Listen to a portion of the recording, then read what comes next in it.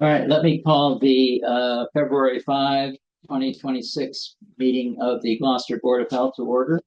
We are in the Harbor Masters Conference Room, and this is a hybrid meeting, and the public is welcome to attend in person. However, there's also a Zoom link that can be used. But please be advised that the in-person meeting will not be suspended or terminated if technological problems interrupt the remote connection. Before we begin tonight, I think it behooves the board to take a moment of silence in remembrance of 7 people that were so tragically lost at sea just recently.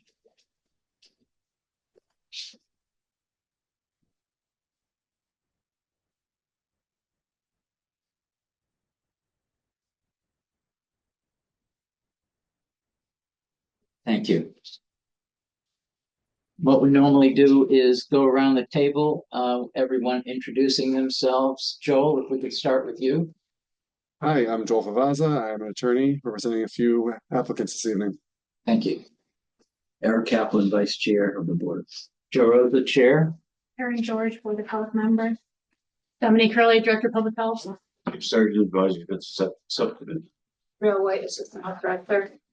Rudy Smith, City Sanitarian. Chris Oxer with Eastern Waste Services. John Adams, I'm a Senior Traffic and Transportation Engineer, and I'm working with Eastern Waste Services. Jacob Sroy, I'm a Transportation Engineer with Good evening, everyone. Rocco DeFilippis, Assistant General Counsel for the city. Tyler Judd, Engineer with Gateway Consultants. I'm not more chance. All right.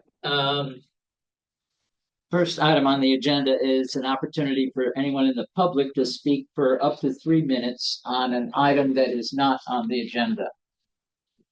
And public, if you're on the line, if you could please raise your hand, and I will also go over to attendees and ask if anybody has. We have one guest. That of the people I don't know, we have John Judd. John, please promote yourself to panelists. I've already given you the opportunity. We have another city employee, and then we have a public health guest. So is it all right with you if I put public health guests, Sure. take their mic off and see if they want to say anything? Public health guest, you are able to speak now. Your Zoom is muted, but you can certainly unmute if you'd like to speak. Okay. Oh, we do have John Judd's hand is up, so hey John, your hand is up. You're also muted.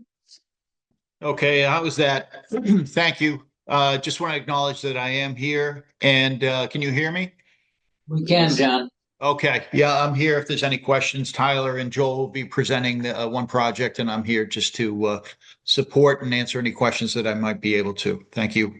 Good. And John, I promoted you to a panelist, so you can just accept that, and then when the time is up for your case, you can have full speaking rights as well. Okay. Next item on the agenda is the approval of the December 4th, 2025 minutes. I move that we approve the December 4th, 2025 Board of Health minutes. That's second. Any discussion, edits, changes? Erin, yes. Joe Rosa, yes. Eric Kaplan, yes. Okay, the minutes of the December 4th meeting are adopted as written. The next item on the agenda concerns 150 Hepworth Ave. And who's going to lead the discussion on that? I'll lead the discussion on that. Cody. So 150 Hesperus Ave, designer Dan Johnson. There's no variances with this application. It's just a local upgrade approval, 2 local upgrade approvals. So 150 Hesperus Ave is on your way to Magnolia. It's outside of all the resource areas. So there's no resource areas in that area. They have 4 feet of, or a minimum of 4 feet of naturally occurring soil, so they didn't have to do an advanced treatment system. Small lot with lots of ledge on one whole side of it, so they're kind of limited to put the system in the front where the existing system is. Did some test pits out there. They are looking to reduce the groundwater separation from 4 feet to 3 feet, which is a 1 foot separation. Through an LUA request to kind of match the existing contours. Some of it is put, into the driveway and creating issues with the existing house, if the system was larger. So, I think it's because it's outside of a resource area and there's grading issues on the site. Good use of the request. The other request is to have the septic tank 3 feet where 10 feet is required. It's kind of splitting the difference. We'd have to either have an LUA to the property line or to the water line or the foundation. And in this case, I'd rather have it to a foundation element. The impermeable barrier goes in front of the septic tank right now as it's drawn in front of you. My one recommendation that kind of came up after talking to the designer is maybe, I would add that the board either decide to waterproof that septic tank, with granting that relief, or take the impermeable barrier and kind of wrap it around that outside just to provide a little bit of added protection if there was an issue with that septic tank leaking towards the house with that LUA that's been granted. So recommendation from the sanitarian is to approve both requests with the one condition of either moving the impermeable barrier or waterproofing. I think both are great options. Good, thank you. Any questions from the board? Cody, do you have some idea? I always like to ask this, why the system may have failed in the battery? The system appears, so the D box is all corroded at the moment. And the existing system is a lot lower. So it's potentially, when we dug some of the test pits out there was some bathtub ringing that was up higher near the system itself. So there could have been times where the system was potentially just inundated with either too much water or the groundwater had come up into the system. It wasn't in the system when we were out there, but it's really close to that estimated seasonal high, that bathtub ring that was associated just with the system itself. So it looks like, and it's a much smaller system. So okay. The loading standards, the system was designed before 1995. So the loading standards were a lot lower. So the field is about half the size of the new field. So that would be, kind of those, I would say, field size could be one part. The fact that it didn't have an adequate separation from groundwater, which could have led to more hydraulic failure. Basically. Excellent. And I think your recommendation is to well proof or put the HT barriers are spot. Any other comments from the public or from the board? A motion, please. Do we accept the request with the addition of having waterproof the tank? Waterproof or sealant, yes. I'll second. Any further discussion? No. This sounds like a marked improvement from what's there. Right. Exactly. So, Erin, yes. Chair Rosa, yes. Eric, yes. The variance request for the LUAs are approved for 150 Everest Ave. The next item is 163 Magnolia Ave. And was John going to speak to this, or? I'll take it. Tyler. All right, wait. Sorry, my computer's been really slow the last couple of days. There we go. All right, hello everyone again. My name is Tyler Judd. I'm an engineer with Gateway Consultants. I'll be representing this project here tonight at 163 Magnolia Avenue. So first, let's start off with giving a little project summary, and then I'll hand it off to Cody and see if anybody has some questions. Basically, this is a single-family lot, and it's a very small lot. If you look at the rear lot line and the side lot line, the property is intersected with some wetlands on the property, which puts the entire property within the 100-foot buffer zone. The existing septic components is really just a tank and a pit, which obviously doesn't provide much treatment for this type of area within the buffer zone. So client called us up. We did some soil testing with Cody. We were able to find some good soils, good soil depths, and we were able to come up with a plan that exceeds state standards, which includes using a singular tank, a pump chamber, and that's pumped and pressure distributed into a field. So yeah, overall, I think this is a significant improvement to what's already there. The variance we're requesting is to install a septic system within the 100-foot buffer zone to a wetland, and we're also asking for a couple local upgrades or just one local upgrade and one alternative design standard. And yeah, so I'd be happy to answer any questions people have. And thank you. Cody, you have comments? Sure. So yeah, existing dwelling, we did a bedroom walkthrough because there wasn't a design plan and design to what is existing there today. It is a failed system at the moment. They're actively pumping it. So there's a septic tank that leads to a leaching chamber that's pretty far away from the wetlands, at least, or further than anything else could be at this given point. Given the size of the lot,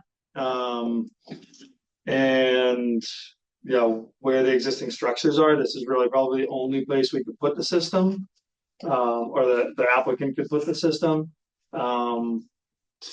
It is, like Tyler said, an advanced treatment system, singular to pressure distribution. So it's approved for both BOD and TSS under 30 milligrams per liter. It's a variance, so basically looking for 23 feet away from the wetland edge. Gloucester requires 50 or 100 feet. Title 5 requires 50. I believe it meets the standard of meeting an equal degree of protection. As far as manifestly unjust, you know, this person, we can't really deny them use of their existing home. And so, you know, to deny putting in a system would allow them not to be able to use their house. I think this is a better solution than a tight tank in this scenario, because you're getting high quality effluent that, you know, is then getting recharged into the groundwater system, and everything around it, including the wetlands, will benefit, you know, where a tight tank would take that water off site. So I do believe it meets the standard of maximum feasible compliance as well. The other local upgrades that our local upgrade approval to situate the inlet and outlet keys within 12 inches of the water table. We can't really change the existing site conditions and elevate the tank higher because of the existing sewer line and the existing plumbing in the house. All tanks are coupled with watertight connections now that are gasketed and work really well. And so I think, you know, those tanks will have those same things. We'll inspect them when they go in. So it will have watertight connections. They want to reduce the overall mound height or the water separation from groundwater from 4 feet to 2 feet. The singular system is approved for that reduction. They haven't looked for a field size reduction here. So it, you know, basically you can only take a groundwater reduction and a wetland reduction. You can't take all three. So they have a full size field. Impermeable barrier around it. My recommendation is to approve all three standards. Yeah, any further questions?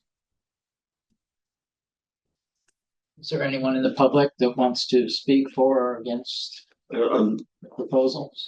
I think it's obvious why the system failed with the wetlands around the substandard septic system there. And I'm in full agreement that, you know, if you're taking the reduction from groundwater, that it's great if you can keep the field still, you know, the same size, because taking both of those at the same time can be problematic, particularly in this area. I think the recommendations are spot on. Anyone else? Motion? Move to accept the request as stated for 63 Magnolia Avenue. I'll second. Any further discussion? No. Eric, yes. DeRosa, yes. Erin, yes. Okay, the requested variances or upgrades to 163 Magnolia are granted as written. The next item on the agenda concerns 105 Winter Sheep. And who is going to speak to that? I can take it or start it, and I'll probably hand it off to Joel or Cody, whoever wants to speak next. But I can give a quick summary on the project. I'm sure some of you are pretty familiar with this site, some maybe not. But all right, well, hello again, everyone. Tyler Judd, engineer with Gateway Consultants. We're here tonight because this project has been through several years of regulatory review following subdivision of the property. We worked very closely with the Conservation Commission and the Board of Health to revise the design in response to site constraints and agency direction. The property was subdivided into 105 and 107 in August of 2021. The Board of Health approved septic system designs for 2 5-bedroom dwellings. We're now only looking for 2 3-bedroom dwellings. Those approvals were extended through August of 2025 pursuant to the governor's COVID emergency extensions. However, during that period, the project remained under review by the Conservation Commission. At the Commission's most recent hearing in the past year or so, the applicant was directed to relocate the proposed leaching areas outside the 200-foot ACDC buffer into higher elevations. In response, we coordinated with Cody, excavated test pits, and redesigned the systems accordingly. The revised design places the bottom of the leaching trenches at elevation 17, which is 4 feet above the FEMA 80 flood zone of elevation 13. And that's consistent with the Gloucester on-site wastewater regulations. The proposed system uses, again, a singular TNT advanced treatment unit to reduce nitrogen and improve effluent quality. And effluent will be pressure distributed into trench-style leaching areas to ensure uniform dosing and long-term performance. Because of the combination of coastal dunes, coastal dune, ACEC buffers, flood zones, and required setbacks, the only feasible location for the system falls within the coastal dune area, which is why we're before the board this evening. So in closing, the applicant has acted in pretty good faith within or throughout this multi-year process and has continually revised the design in response to regulatory direction. The proposed system meets Title V requirements, exceeds local flood protection standards, incorporates advanced nitrogen reducing treatment, and minimizes disturbance while protecting groundwater and coastal resources. So that's, a quick summary on the project, and I'd like to hand it off to either Cody or Joel. I can pick up from there. So as Tyler's mentioning, obviously as the board's well aware, the standards you have for granting a variance are one, we have to demonstrate that the level of public health and environmental protection is going to be as good or better than it would be if this were fully compliant with regulations. If you need Tyler to speak to it further, you certainly can, but I think we have in the filing demonstrates that this will function at an equal or a better rate of environmental health protection. The other big component is giving a finding that to deny the variance would be manifestly unjust to the applicant. And so when you look at this property, as Tyler mentioned, there are a number of overlapping regulations just from an environmental standpoint, right? There's an ACEC, which is an area of critical environmental concern. The city's definition of what an ACEC is, or where you draw that line, actually changed midway through this process, which is pushed some design elements around in the site that led to one of the redesigns. You have the State Wetlands Protection Act. You have governing the wetland resource areas. You have the city's wetland ordinance governing the resource areas. On site, you have FEMA floodplain, you have primary frontal dune, and then you have back dune. And based on all those overlapping regulations, and in consultation with the Conservation Commission, the location being shown is literally the only place on the lot the Conservation Commission has indicated they will be willing to accept And 2 is the section of the lot that is the least overlapped by all those overlapping regulations. So if you were to deny this and say, hey, we're not going to give you a variance for putting a septic system in a dune, then you eliminate the ability for this property to be built on at all. And as you know, the standard is that to prove this manifestly unjust, we would have to show that enforcing this provision deprives the applicant of substantially all beneficial use of the subject property.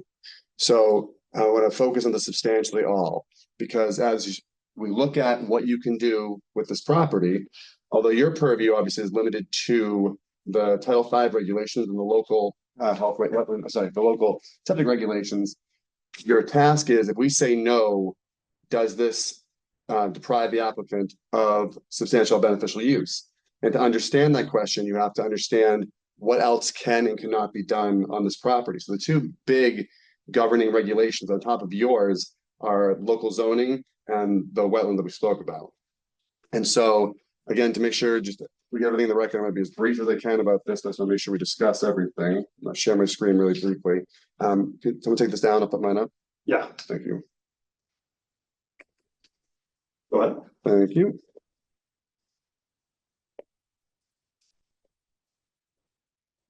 All right. So to everyone, but maybe me and Rocco, this may look a little foreign. This is the zoning ordinance. Now, the Board of Health is lucky enough to not have to deal with it that frequently. I've highlighted the column that shows the uses for this property. This property is what's called the R20 zone from a zoning perspective, right? So this tells you what you can and can't do use-wise on the property if you were to operate it. This first section is all residential uses, single family, two family. So all of these obviously require a septic system. So although they are allowed by zoning, you would be knocking them out as actual options, right? All of these multifamilies would be going away. All these potential uses get knocked out by denying a septic system. I mean, obviously, there's no intention to go out there and put a hotel there, but it's an allowed use otherwise, but obviously requires a septic system to allow to be cited. Then there's things that are prohibited, like, you can't even use a campground if you wanted to, right? It's prohibited by the zoning ordinance. Going through, so I'd say most of the residential ones obviously require, most of the residential uses are allowed by the zoning ordinance, but they all require a septic system. You get into community service uses, so denying the ability to cite a septic system as someone to put a school, a church, a city office, that all gets taken away. Again, most of these are allowed by zoning, but all of these community service uses require septic to be cited on the property. Then we get some open uses. This is where you might find, right? But this is where we have more than one overlapping use. So you're allowed to do agriculture, horticulture, floriculture, and you say, well, you could maybe run a farm without a septic system, and that would make your denial of the variance and the zoning ordinance mesh. But then, as Mr. Sargent knows, we have to go to Conservation Commission, and neither the Wetland Protection Act nor the local regs would ever allow you to take a dune and farm on it. It would violate innumerable amounts of state and local reg. So although these open uses are allowed by the zoning ordinance, the overlapping Conservation Commission guidelines through the Wetland Protection Act and through the Wetlands Ordinance also knock them out of consideration. So I think we found that the one thing that you could do that would be probably okay by zoning and okay by Concom if small enough was wildlife area, reservation, or similar use. I would concede that use would pass zoning muster, would not require a septic system, and in certain circumstances, a clever engineer or clever attorney could probably get through Concom with the ability to do that. However, that is the only use I can find. Now we're into business uses, office buildings, car dealerships, yada, yada, yada. That's, they all require septic systems, right? It's that one use that I can find that you could possibly make an argument. Industrial uses, none of these are really allowed by zoning anyway, and they certainly would be allowed by conservation and all require septic anyway. But again, so we have one use that I can find on this table that might pass muster if you thread the needle carefully enough. But that one use does not reach the standard of that one use is not where you go, oh, because you can do one thing, you have a use, and therefore it's not manifestly unjust, because the manifestly unjust standard is it's substantially all, right? You have to prove that every single last possible use is wiped out by not letting a septic system go into this dune. You have to prove that substantially all. If they just scrolled through that list, there was, dozens and dozens of potential uses for the site otherwise, and only one of them is left standing if we can't get a variance to site a septic system somewhere in the dune. So I would argue that although, I could probably go out there and have a picnic if you deny the variance, that is in some people's minds a beneficial use. Substantially, all of the beneficial uses of an R20 lot in the city of Gloucester get knocked out by the denial of a variance.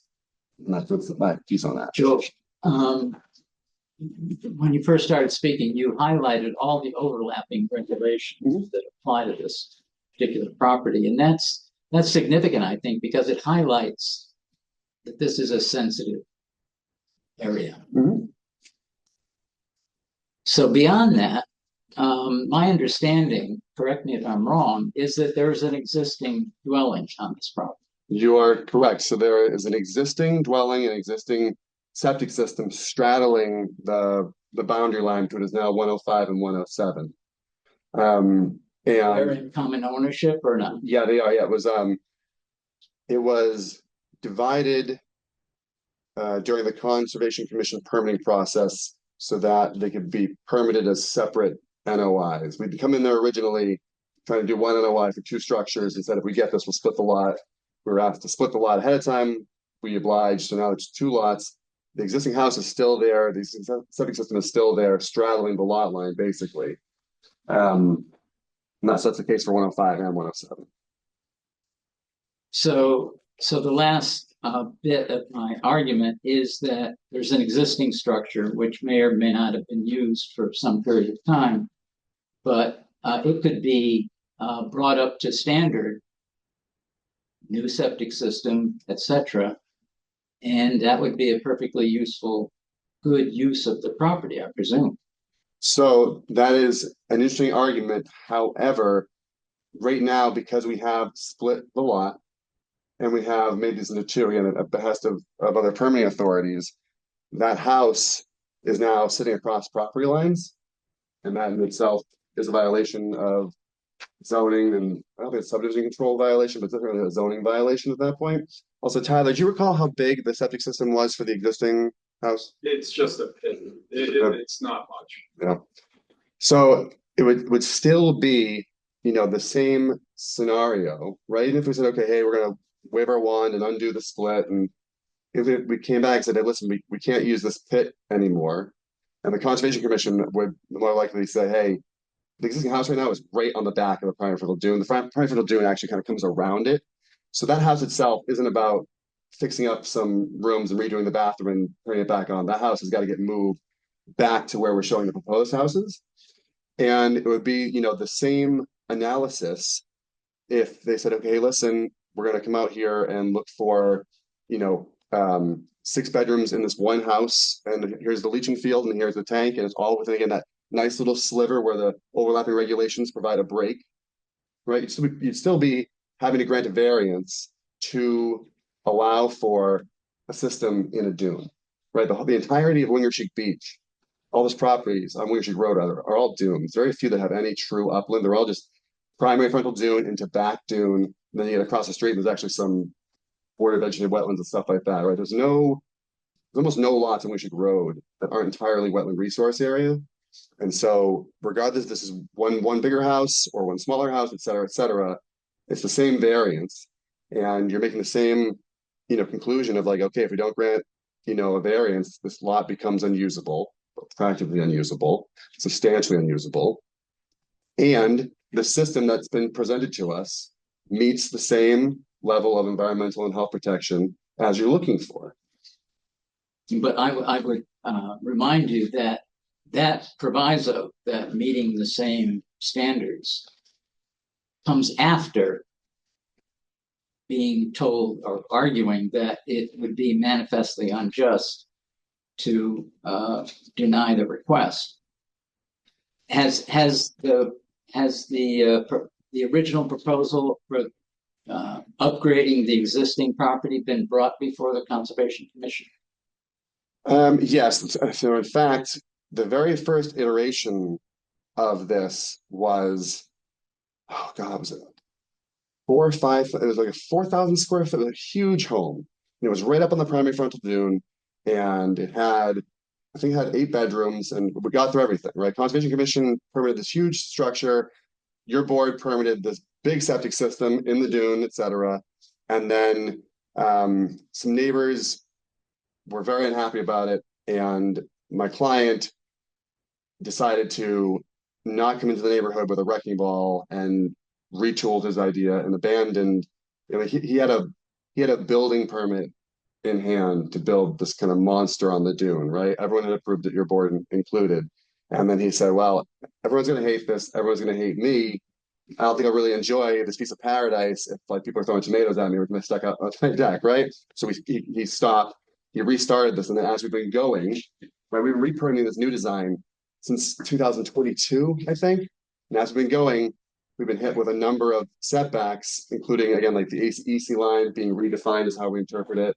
Some of the regulations that this board has refreshed, but so they've been at this for years, and every time we get hit with a new regulatory hurdle that's changed mid-process, we go and we revise, and we're right now at the point where we are squeezed into the last viable slot for putting these systems. And again, to your point about, well, there's a house there already. Again, that house exists, and again, I suppose you could go there. The electricity's still on, or could be turned back on. Like it's still a house, right? But again, the standard isn't if we don't grant a variance, will 0 uses be possible? It would substantially all of the uses. You'd be pigeonholing them and saying, well, you get that one dilapidated house, you probably can't rebuild where it is. You can go and start using that again. Yeah, that is potentially a use. But again, being pragmatic, as Tyler explained, that's got an old pit for a system anyway. Do you really want to deny a modern system that would meet all the standards to force them to be going back to flushing straight into the sand, right? That would seem kind of productive to the overall mission. I know it's not the exact standard, but the overall mission of the board to protect public health, the local environment, it would seem to say, well, you can use the old house and the old pit. Seems counterproductive to what you're trying to accomplish in general. Joe, can I add? Can I chime in? Cody. Sure. I just want to clarify a couple of things. So the original plan that was proposed in 2017 was for a 5-bedroom home. Sorry. The existing home is a 5-bedroom home. In considering so that there is still a home on the property that can still be used. That is still a use of the property with a single family house. The board could grant similar variance, but it would be under a different condition. So you'd be looking at that property under an upgrade status and not under new construction. What's before you today is new construction. It's not an upgrade. So new construction is defined as an increase in flow to a property. And you're seeing an increase in flow to 105 to this property. It's not considered under upgrade circumstances. And as you heard, similar, as 163 Magnolia, when you have an existing home, you can't deny somebody the use of that existing home. They have an existing home that's on this lot. And yes, it splits the other lot, but that was a decision that the applicant made, was to split his lots and to put a home down the middle, or to put a line down the middle of his house. So this application needs to be considered as a new construction application, not as an upgrade from a 5-bedroom system. And as such, they have a use of the property. They also can construct buildings on the property without a septic system. So if they wanted to put, a boathouse there to store their boat, to drive it out onto the beach, if conservation would pass that regulation, they could put a boathouse there. There are other buildings besides a single family home that you could put there. What ends up happening is, I checked with building on this. Building said that you can put a structure on an R20 lot. As long as it doesn't have a septic system, it can be installed there. That's what I was informed of.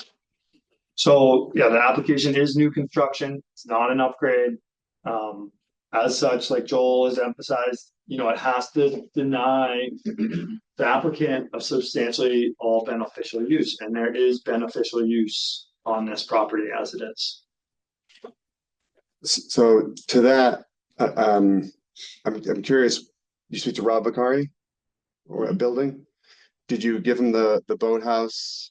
No, Okay, so I mean, I have so right. any building on there. Right. So I agree. I think I agree with Cody that yes, if you can pass Concom, you could a building in concept. However, again, we still have the overlapping zoning issue. And in the city of Gloucester zoning, things like a boathouse or a garage are called accessory structures. And accessory structures are prohibited under zoning without a principal structure. I know this because I had a client who just wanted to put up a garage on a lot they had to store some cars, and they were denied a building permit because a garage has to be accessory to a principal structure.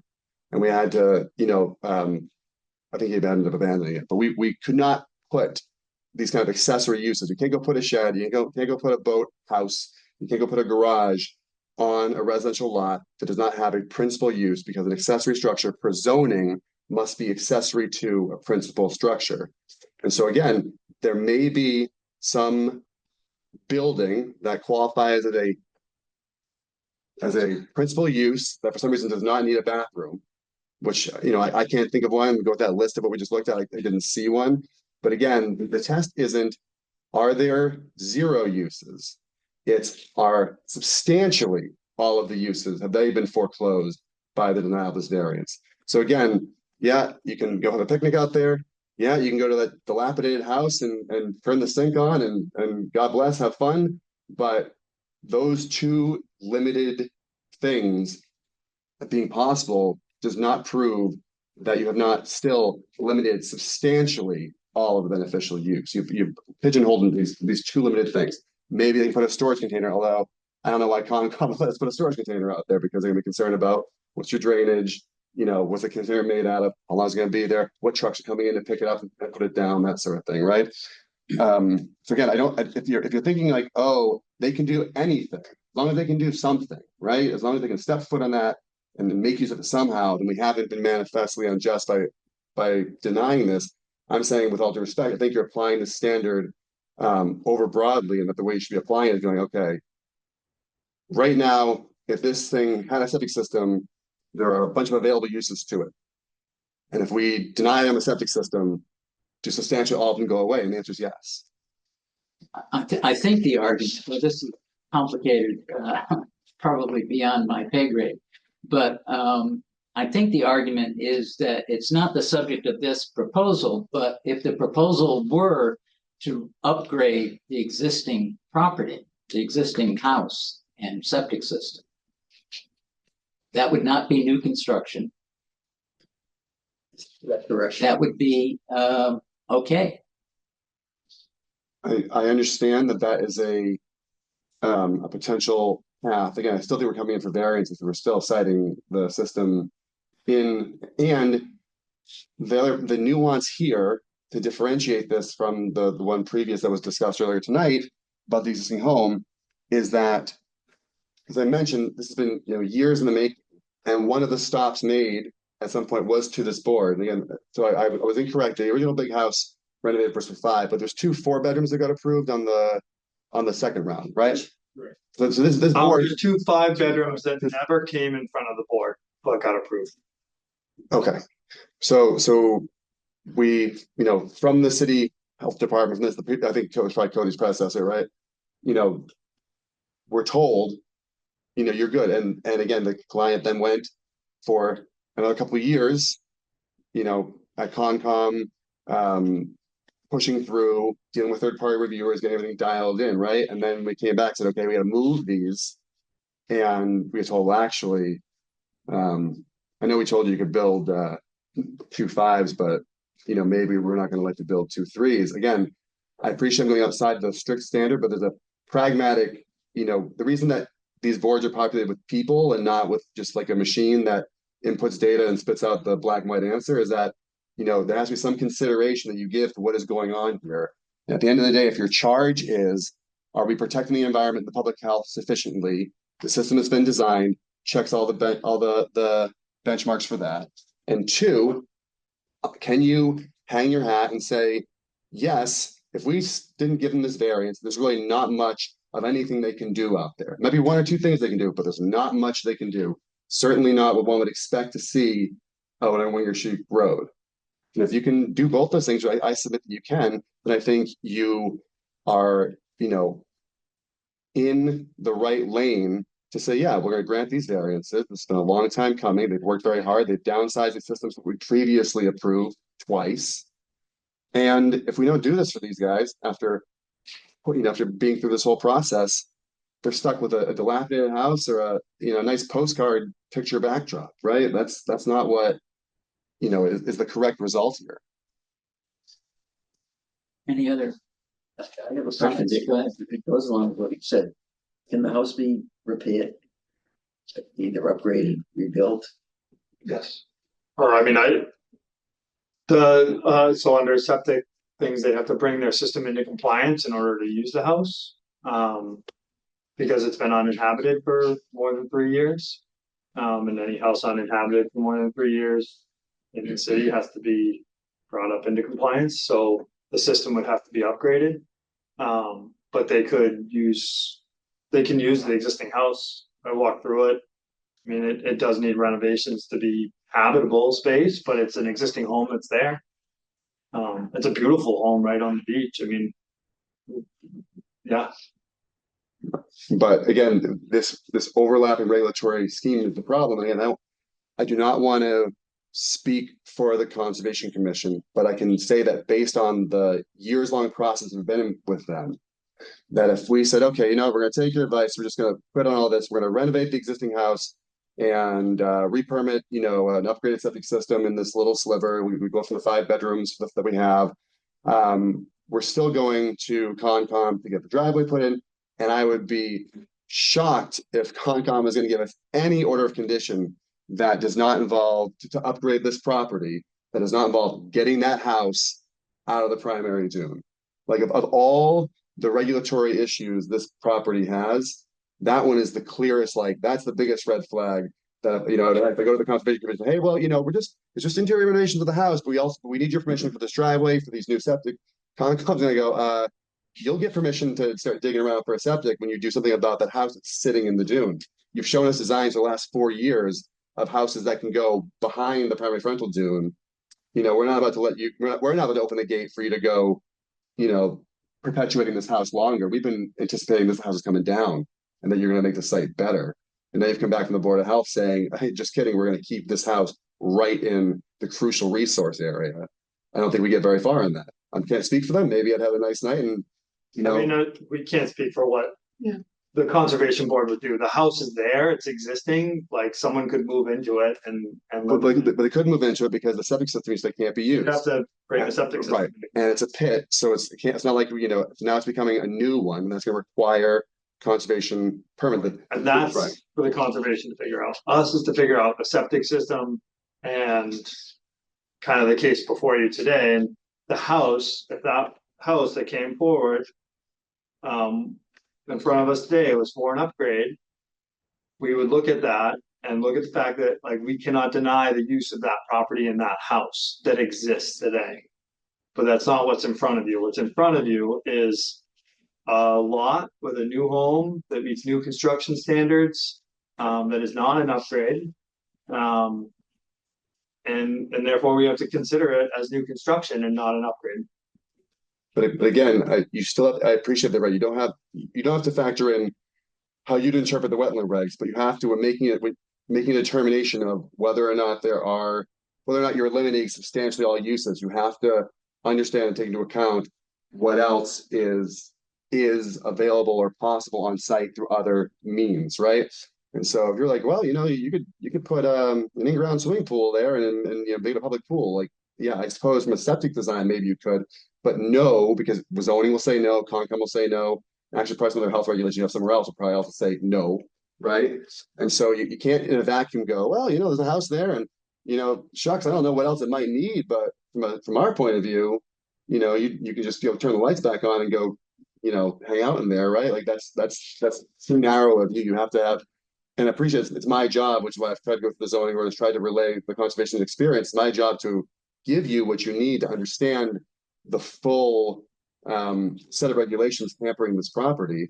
The last thing I'll say is that, again, going back to the kind of pragmatic argument, at the end of the day, you would be permitting the creation of 2 septic systems for a total of 6 bedrooms.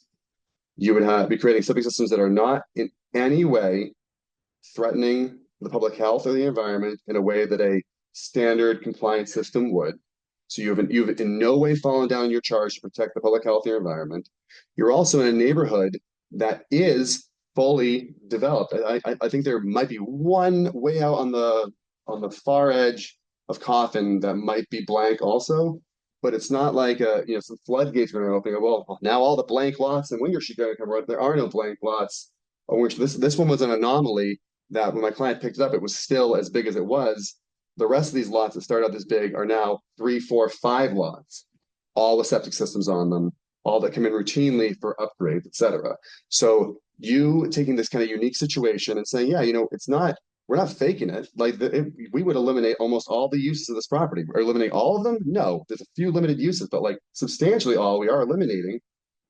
Again, I think you can do this without any risk of being derelict in your duties as a Board of Health, without any risk of opening the floodgates to substandard designs coming in, without any increased risk to the public health or the environment. And if you check all that, I think we can do it. I personally agree with Cody, but I think there are complications in the issue that involve legal considerations that I'm not comfortable with. Rocco, did you want to chime in a little bit? Yes, Rocco DeFilippis, Assistant General Counsel. The standard is under the new construction standard, and the grant of a variance under Title V is a discretionary grant of the Board of Health. So even if an applicant demonstrates full compliance with the 3 prongs of the standard, it's still in the discretion of the Board of Health to grant the variance under Title V. And so when you're looking at whether or not denial would deprive the applicant of substantially all beneficial use of the subject property in order to be manifestly unjust, that is not an analysis of the best and highest use of the property. So the question before the board is not whether its denial of the application will deprive the owner of the ability to maximize the use of the property or to make the most out of it.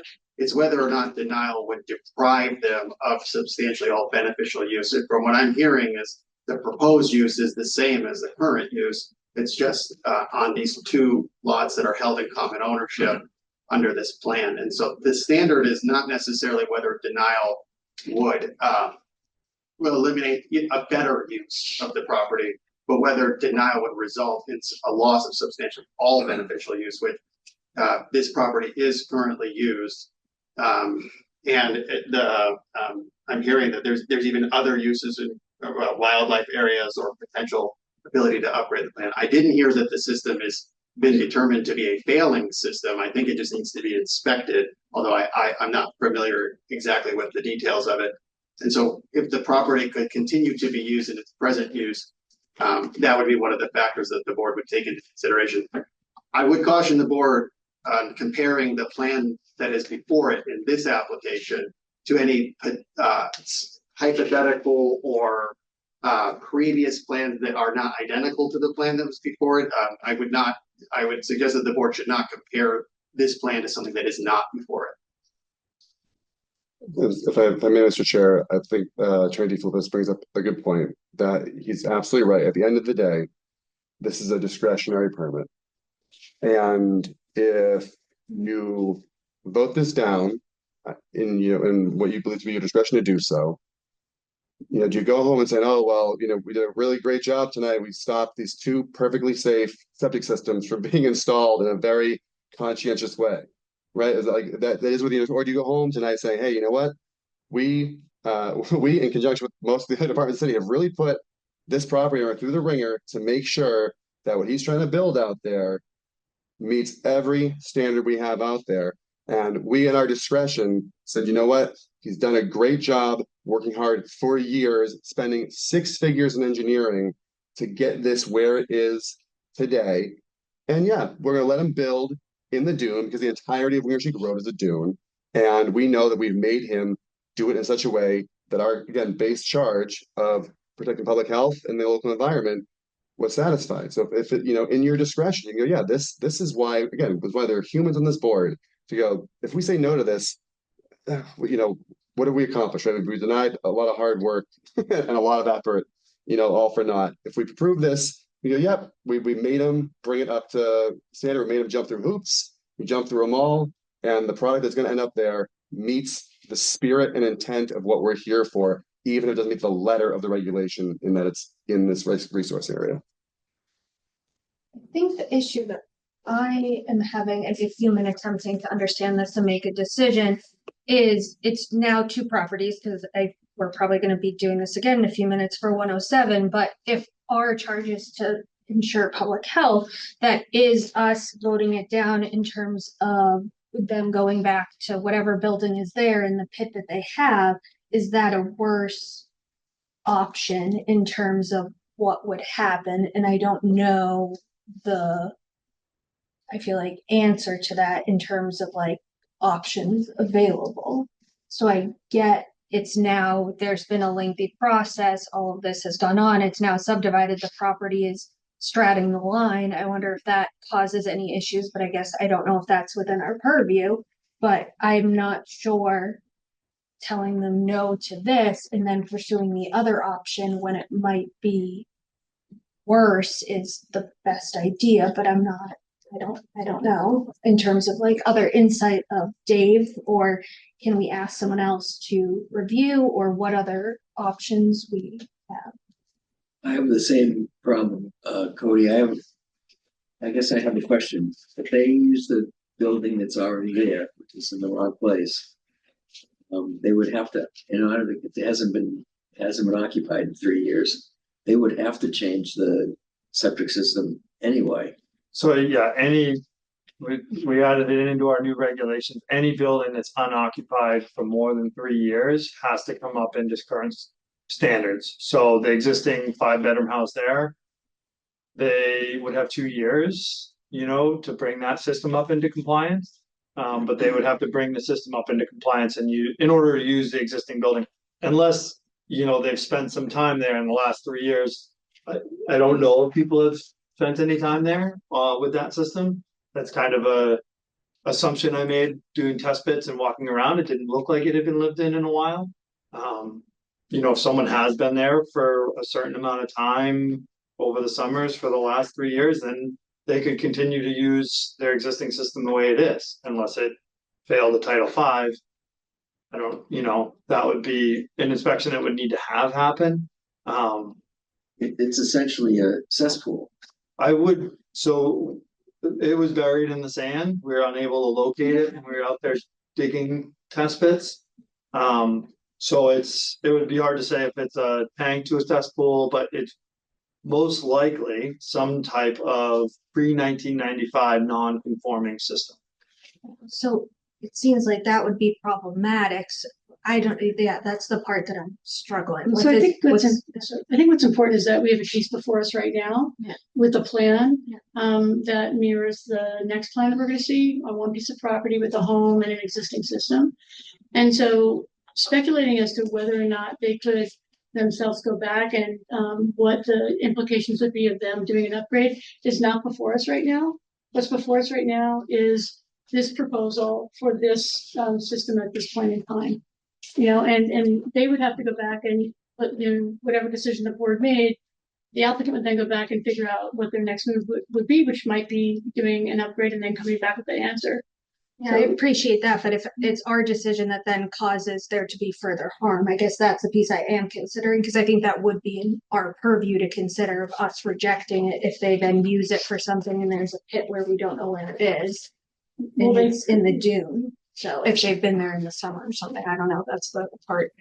Dave, do you have any comments? I appreciate them. but thanks for putting me on that.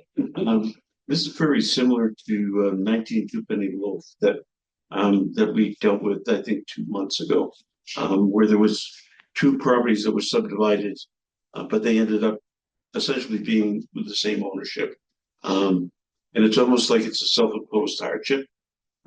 Right now before us is the proposal for two 3-bedroom systems. If the current house were upgraded, they would have 5 bedrooms. So essentially it would be just 1 bedroom less than they could have a duplex even.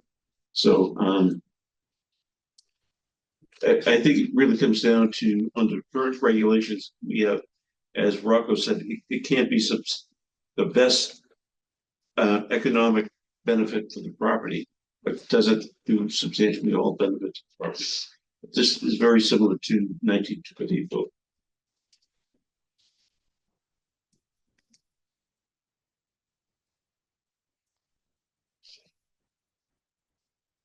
Rocco, did you understand what Aaron's concern was? Yeah.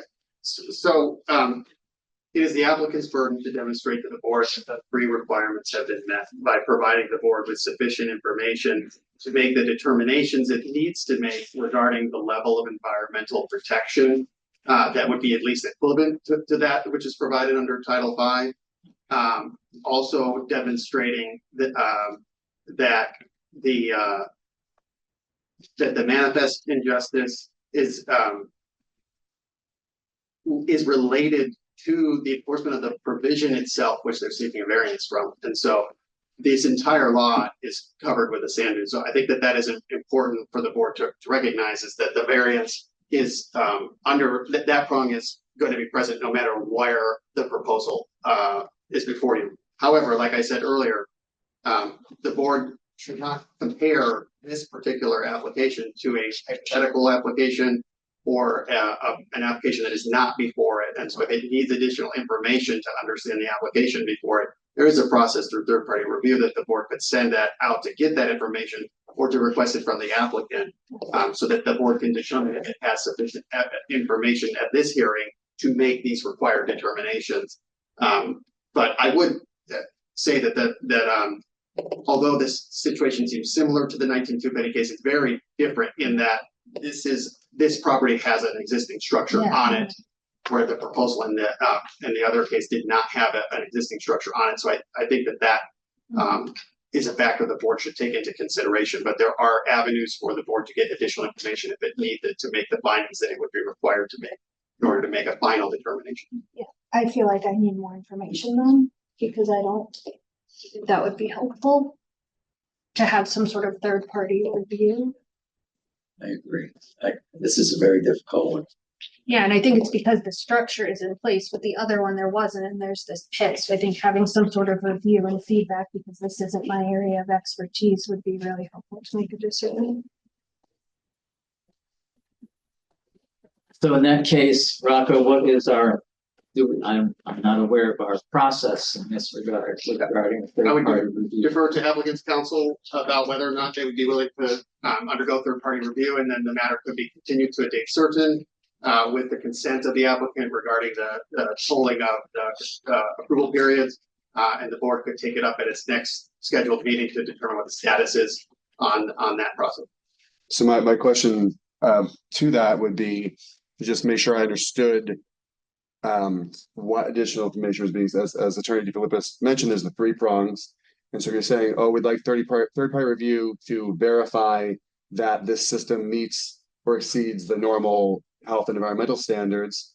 That's one type of third-party review. If you're asking for a third-party review on the whether substantially all uses get eliminated, like that's probably a different type of, that would probably be, I don't know if it's legal analysis. I'm not sure what that would be exactly, but I don't know that would be the same analysis. So I'm curious, what are these prongs, if only one? If you're like all the prongs, give us more on all the prongs, that's fine too. But I'm sure what are these prongs? You're like, I don't have enough information yet. My concern, and please, Aaron and Eric, correct me or add to what my concerns are.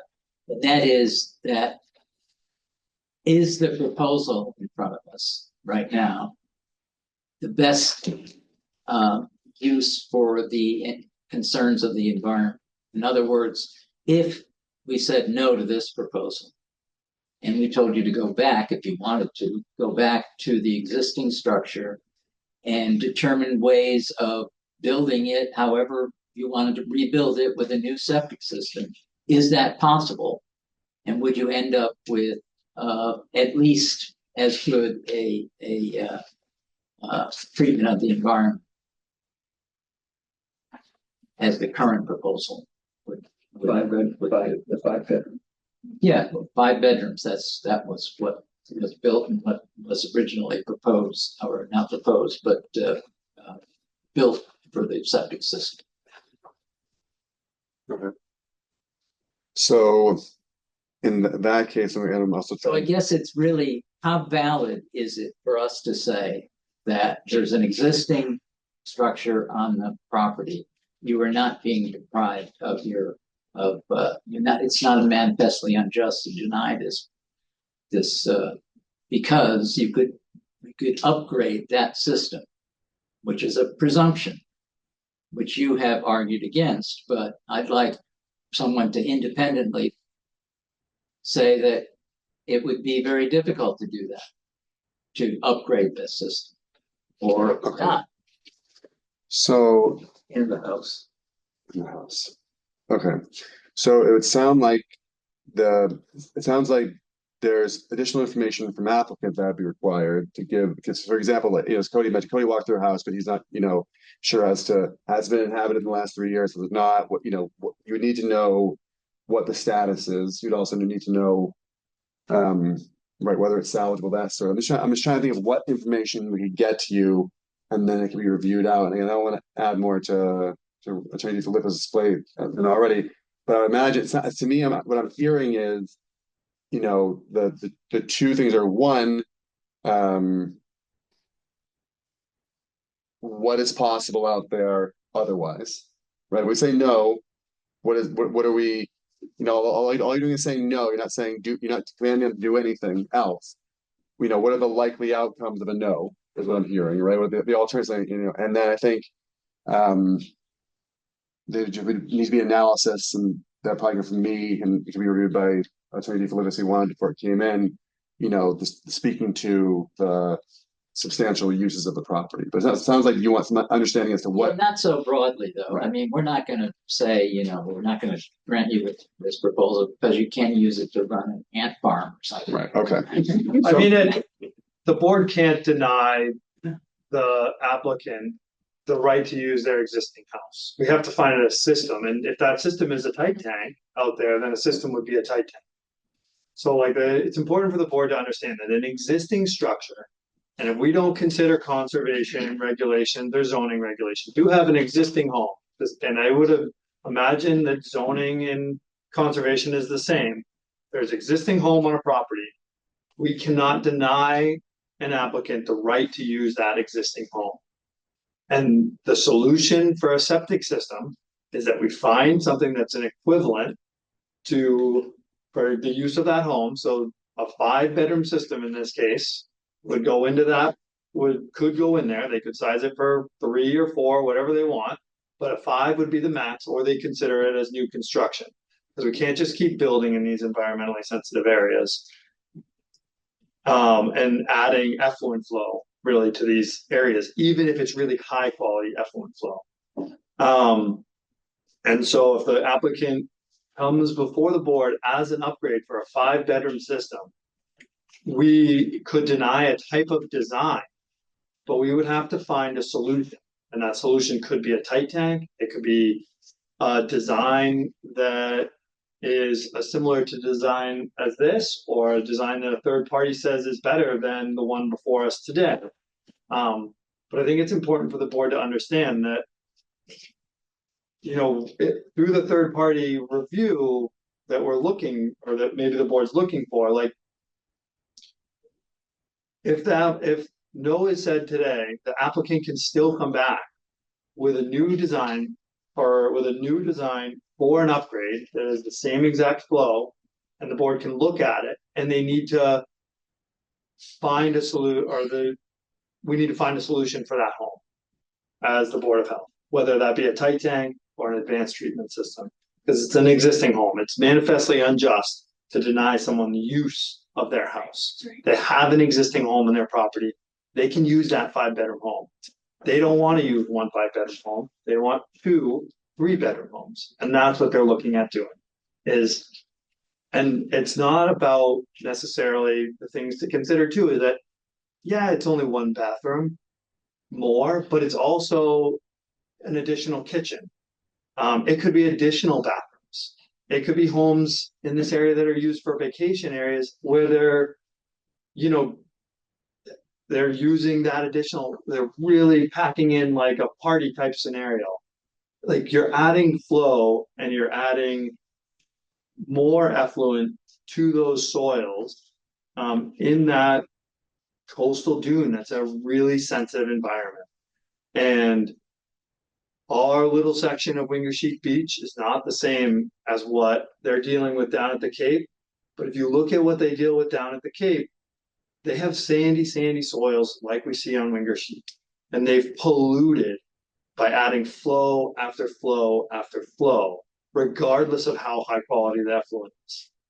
To the point now where they're looking at like transporting that stuff off of the Cape. Sorry. So if we keep adding flow to these environmentally sensitive areas, even if it's only 1 bedroom, it adds kitchen flow and washer flow and whatever solvents they're using to clean their house. And we can't deny someone the use of that 5-bedroom home, but like when you want to increase and keep adding, the environment is the thing that takes the hit. And so it's important to understand that like we're looking at 2 3-bedroom homes. Those are for new construction. If we say no to those, then the applicant still has use of that piece of property. They can still come before you and upgrade their existing system. Yeah, they might have to rebuild their house and locate it. They're currently going to do that with their new construction. Yeah, they're going to have to build a septic system. They're currently proposing to build 2 septic systems. So like the existing home might need modifications, but a new home needs modifications. And so I think when we're looking for a 3rd-party review on some of this stuff, I think we should be the board has specific questions that the health department can help research, or that we can get Joel to get information to you. I think that would be helpful. But I think, really it's important to, they have a use of the property as is. And their use of the property is, not necessarily just like as beach access, right? Although that is a use. They have a use with a home on the existing property. I don't disagree with a lot of what Cody said. The 2 kind of questions I have for the board and are we keep talking against Attorney Flip's suggestions about hypotheticals and alternative stuff like that. But we have recognized that there is, 5 bedrooms with a flow. Cody has said tonight, although it's your job to say yes or no, Cody suggested tonight multiple times that if, a 5-bedroom came in on a rebuild, you'd be hard pressed to say no to it. Because my question there becomes, if we're talking about flow, to the example of, how's property going to be used, I will just say anecdotally that a 5-bedroom beach house is going to pack in way more people on a short-term basis than 2 3s. 2 3s are going to end up people's like summer homes, right? But anyway, but even if the preference is this 5-bedroom situation, if it's about the amount of flow that we're adding to the resource, would it be a worthwhile exercise to have my client look at, is there a 3 and a 2? Bringing one of these down to a 2-bedroom and one of these at a 3. So at the end of the day, the flow is still 5 bedrooms worth. I would argue probably a lesser 5 bedrooms worth than inside one big house. Is that something that, again, I'm not asking you to give it a thumbs up, but is that something the board be interested in my client exploring? Cody? So the standard for new construction in Title V is that you have a minimum of 3-bedroom design. That being said, Title V does allow the local approving authority the ability to approve a 2-bedroom system. And so it's not a variance to Title V to have a 2-bedroom system, but it is up to the local approving authority to determine if they want to permit a two-bedroom system. So for new construction, it is a three-bedroom minimum design, but once again, the local approving authority is allowed to grant relief if they deem it to a two-bedroom system. If I may just reiterate, so if the board could see here kind of the challenge of comparing the plan that is before them with a hypothetical or speculative alternative, because you can't compare the two things and make the findings that the board would be required to make it, regardless of how it determines the outcome. So if there is information that the board needs that it does not have, it would be the burden on the applicant to provide that to the board.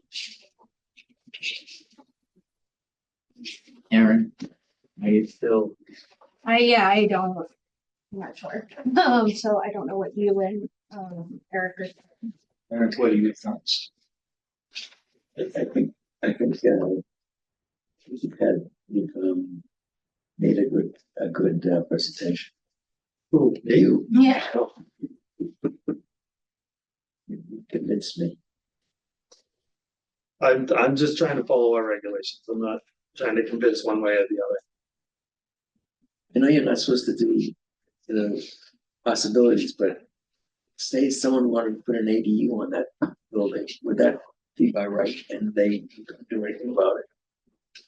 No, an ADU would trigger new construction, because it is an additional dwelling unit on a property. So they could have their primary residence, but they couldn't put an ADU on that property without meeting new construction standards. So they can use it as a single family home. A lot of the reason for new construction standards and the reason for upgrade status, right, and the differentiate between the two is that we've developed areas in the past and had really small lots, like 163 Magnolia, right? It's a really tiny lot. If we looked at that lot today, we wouldn't put a house on it because it's too small, because we didn't understand how septic systems function. We understand how they work now a lot better than we did 40, 50 years ago. And so the state looks at that and says, like, look, we made mistakes we didn't fully understand it in the past. We understand it now. So we're going to hold it to this other standard because we know that this is the right standard to hold it at. And so that's why new construction is held at a different standard than an upgrade status. I look at that one shape beach area, and now we would never allow any of those homes to be built. It seems. When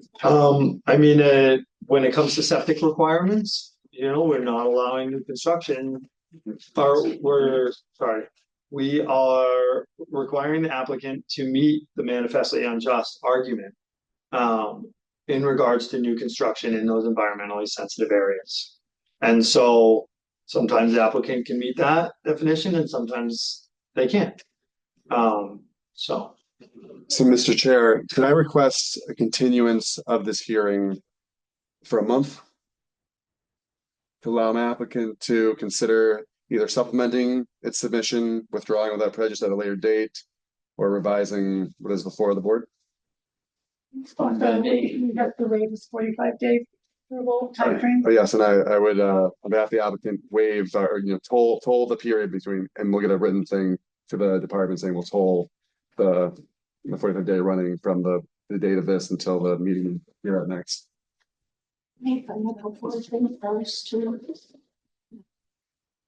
Good. Do we have to make a motion to allow further continuance? I don't know, do we? Okay, thank you, Joel. I'll make a motion to continue the 105 Winger Sheik Road request, various As well as requests. 107. Yes, please. Can I do it at the same time, even though they're different agenda items? Make the motion for this application. 105 Winger Sheik Road to continue until our next meeting. Second. With the condition that With the condition applicant that the raises 45 days be, plan approval timeframe. Told. yes, that. It's late. Aaron, yes. And then also for 108. I think We gotta do we're gonna do 105. the separate, yeah. You want the motion for each. Okay, so That's the Aaron, request. yes. Did someone second it? Yes. Yes. Just want to second the motion. You can't second. Second. No, now Erin, yes. No. Oh, sorry. Aaron, like, Eric, yes.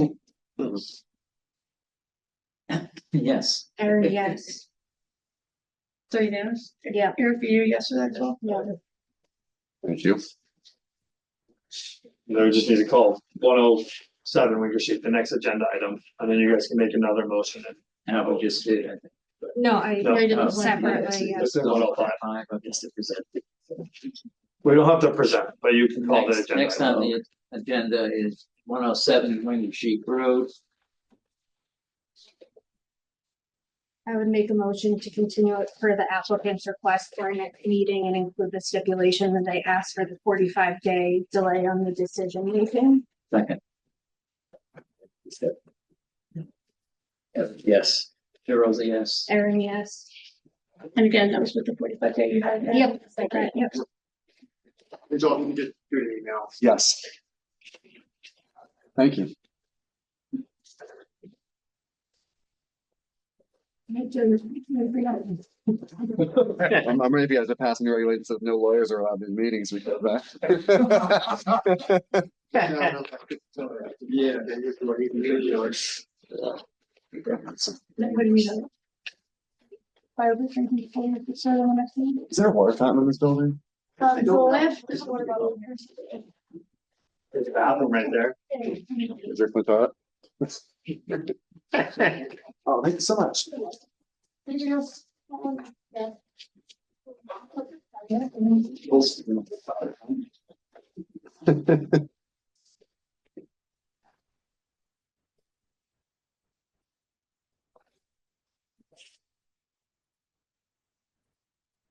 you, guys. See ya. You too. Good luck. Yes, Yeah, no, beginning. You're a Celtic guy. You are too. Thanks, Cody. Everyone have a good night.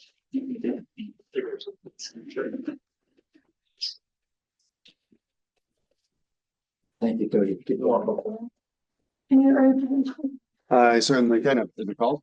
are you going to be presenting? Yes, yes. Okay, I just want to be sure you, like, because I'm looking at a very different screen than what's up there. I just want to be sure that it's gonna work for any of the audience on the phone. Okay. Are we calling the next one? Yeah.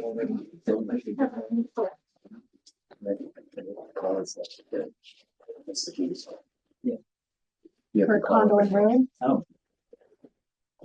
So next on the agenda is discussion of 24 Cumberland Road on site suitability. Thank you. For the record, my name again is Joel Favaza. I am an attorney at Seaside Legal Solutions. You know, I may have not did on last time. I'm an attorney at Seaside Legal Solutions, the address 123 Main Street here in Gloucester. I'm going to put up a quick presentation and share my screen. I'm here on behalf of DLM Properties LLC and Eastern Waste Services. And they, as you are very much aware, are the applicant to whom you issued site suitability for a C&D only transfer facility on Conlin Road. And so I'm here tonight to provide an update on the various special conditions and to hopefully get a little clarity on some. So I'm going to be real brief and just going to go through these conditions. So the first one is about complying with all applicable, laws. We're in compliance so far and ongoing. We have not, finished. We have to comply. Number two is to comply with your decision. So far, we're in compliance. That is obviously ongoing. The site assignment and the conditions apply to the applicant and successors. We're in compliance. It's ongoing. The 4 and 5 are not ripe yet. They're about things that will happen when the construction. You slow down. Sure. So people can catch it. I'm so sorry. That's right. So condition 4 is about the facility being constructed. So that condition is not yet ripe for compliance because we're not constructing the facility yet. Number 5 is about removing all fencing when a building permit gets pulled. We're not pulling a building permit yet, so that's not ripe yet for compliance. Hours of operation, again, not yet ripe. The facility hasn't been built yet. It is not operating yet. The applicant not accepting more than 270 tons of C&D waste. That's not ripe yet. We're not accepting any C&D waste right now. It's a recycling center. Number 8, facility should not accept any yard waste, food waste. Again, the facility doesn't exist. That one is also not ripe. Number 9, Applicant shall establish a reservation system to regulate trips. That is in process. We are working on a system design. We do not yet have the formal reservation system dialed in to submit for review just yet. Number 10 is about queuing vehicles to the facility. Again, that's not right. The Board of Health having its ability to come in and inspect the facility. Again, that's not right. It doesn't exist yet, but once it's there, obviously we intend to comply with all of these. So number 12, I think we need some discussion on one part of it. So it says the applicant needs to provide your board with records indicating the actual and average daily truck trips of diesel vehicle traffic to and from the facility over the prior 1 year of full operation, and make sure that we limit to no more than 149 additional diesel truck trips over the baseline. And I'll come back to that one. I think we do have to have a conversation about what that means. And then number 13 is about limiting residential recycling when the facility is up. Again, that's not right. It's not there yet. Number 14 is about filing with the Conservation Commission.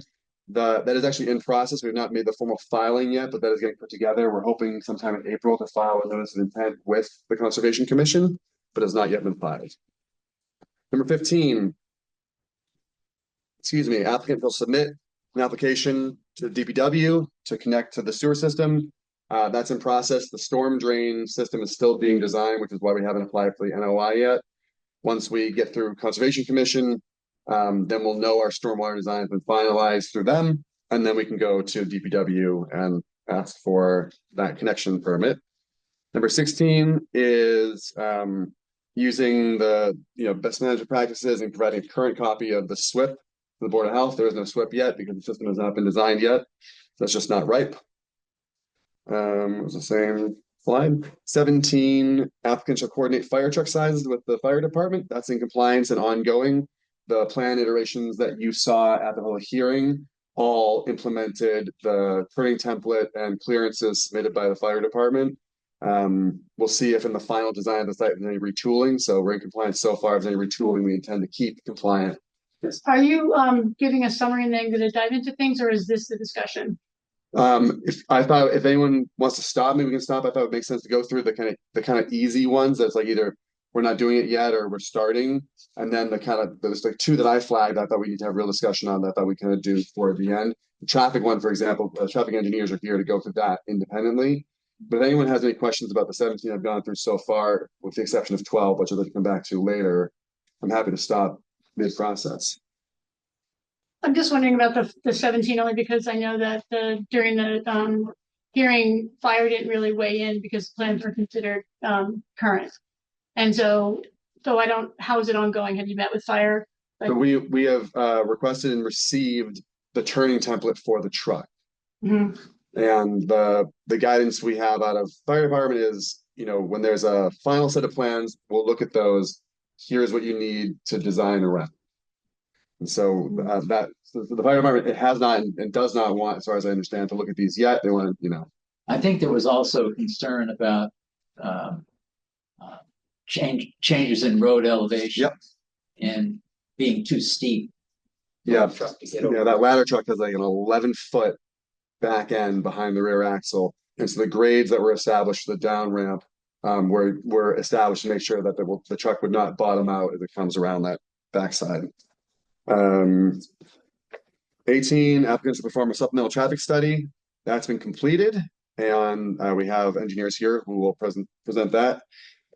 19, this is another one I thought needs some discussion. It's about assessing the geotechnical and explosive engineering feasibility. So I'll come back to that one if that's okay. Number 20 is performing soil testing to see if there's any contamination on the site prior to construction. The applicant is still reviewing vendors, but they are trying to narrow it down to someone to come actually produce this report for us. It's more than just construction, isn't it? Specific about taking next action. Authorization to construct. So your next step, the DEP would be dependent on that one, right? Yes. And that's, again, many of these conditions, I think it's actually a blanket statement above there about getting these conditions done. I think some of them obviously can't be because, it's chicken before the egg or cart before the horse, right? But yes, this one which specifically states it would have to be done. And again, I don't imagine that once the vendor secured, it'd be very hard to won't take a lot of time to get it done. They just haven't gotten to that. They've been still, the focus and the energy has been on, you know, dialing in the design. What you looked at were, you know, high level, you know, concepts of the building. And as you know, including some of the conditions we'll discuss in a moment, that building's a complicated building and we need to make sure that all the systems meet the various requirements that the Board of Health has put on there. 21 is about handling C&D waste materials. That's not right. We're not handling any materials in the facility. It's not there yet. 22, that's trucks carrying C&D waste to and from the site. That's what it covers. So that technically is not right, but I will remind the board that the city council already has a condition in place on the current recycling center requiring covered loads. And so the loads that are coming in are required to be covered already. None of the loads coming in have C&D waste. And this one talks about C&D waste. That's why it's quote unquote not ripe yet. 23 was a long one, had little subsets. So this, they're required to add language to their website about no uncovered loads. They've already done that. Were to send written communications to its anticipated customer base, and that's in compliance. They've actually been handing out notices at the scale house because you know it's unclear exactly who the customers might be. You know the big ones, but so oh you know Joe Schmo comes through about once a month and drops some metal for recycling. We can get from one at the scale house. You might not know Joe Schmo's address, kind of thing. C, post a physical sign at the entrance of the facility and a permission from the EDIC at Condon Road. So I called that in compliance ongoing. The sign is at the facility. We have not yet begun conversation with EDIC on the sign at the road. The anticipation is to re-engage with EDIC when the site plan is dialed in and we're going off to Concom. That'll be the time where we're going to get there, then re-engage, and that's the time we'll also bring up the signage. And then we're required to document any loads that arrive at the facility. Again, the facility doesn't exist, but to get into the habit, the staff is already beginning to log. If someone shows up with an uncovered load, they get the first warning. They get told, hey, you can purchase a cover right here, or you can go, get one, and they get put on a list. So although, again, it's not quite right yet because it's not about the facility, they are implementing that in practice so that it will not be something that is new and unfamiliar when the facility opens up. And then the last part is about keeping the records and submitting to the Board of Health. Again, those are the new facility, so that's not ripe for that just yet. These ones I forgot to make yellow, my apologies. Number 4, applicants shall perform a daily cleanup of litter with a wet vacuum sweeping of the paved areas. That's not right, the facility is not in yet. Number 25 is the magnetic sweep truck. Again, that's not right, the facility is not there yet.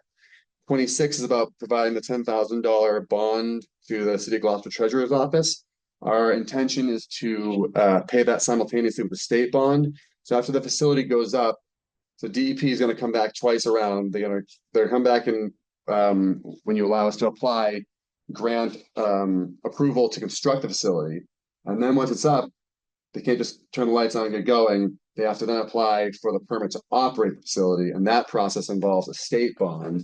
And so at that time, when the money is being wrangled to start paying out the state bond, we'd like to pay the $10,000 municipal bond as well. Joel, would you mind just repeating that again? So you said Steve, he's going to come around twice before you get authorization to construct. Can you? No. Oh, right. But before the facility opens for business, so DEP, there'll be an application to get permission to construct it first. And then, unlike a building permit, you get permission to construct it, they sign off, they have constructed, you can just live in it once it's been constructed and signed off. DEP is going to say, okay, you've built it.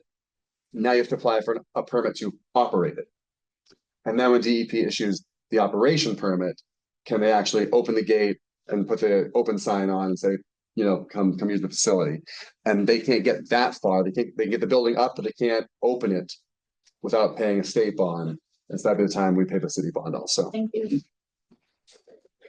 27, maintaining fencing around the site, good condition. That's not right. The old fencing is still up though. The only fencing that is gone is on the woods side, it's the southwestern side, because the old fence was in the city property. We took it out. 28 is about the facility doors. Again, that's not right. 29 is about the ventilation system. That's not right. But again, all these considerations are part of what is making the design process the lengthy process it is, because they know that this building has to hit these targets when it actually gets presented. 30 is about managing contaminated C&D, et cetera, disposing of it, protocols. That's all operational. So this isn't process as far as looking at best practices, thinking about how they handle it in other facilities. But the actual final protocols can't be finalized until we have the final building design. So we can, right now, I think we kind of showed you last time, I think, if someone, has an old paint can that shouldn't be there, we take it out and we're going to bring it over to this corner of the building. Until we know for sure that corner of the building is where the paint cans are going, we don't want to put a protocol together in writing just yet.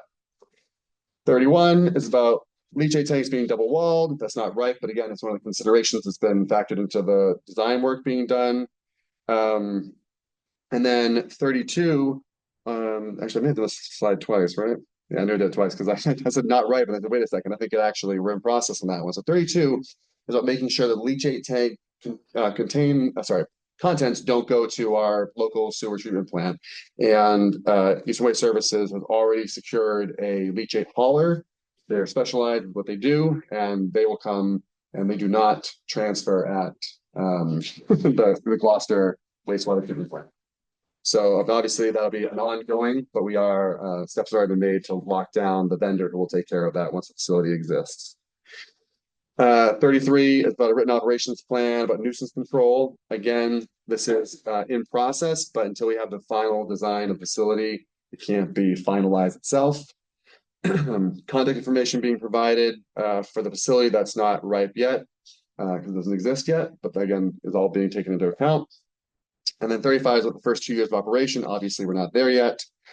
36 is about doing noise testing. And so the intention would be to do noise testing when the building is up but not operational as the baseline noise. So we can't do that one just yet.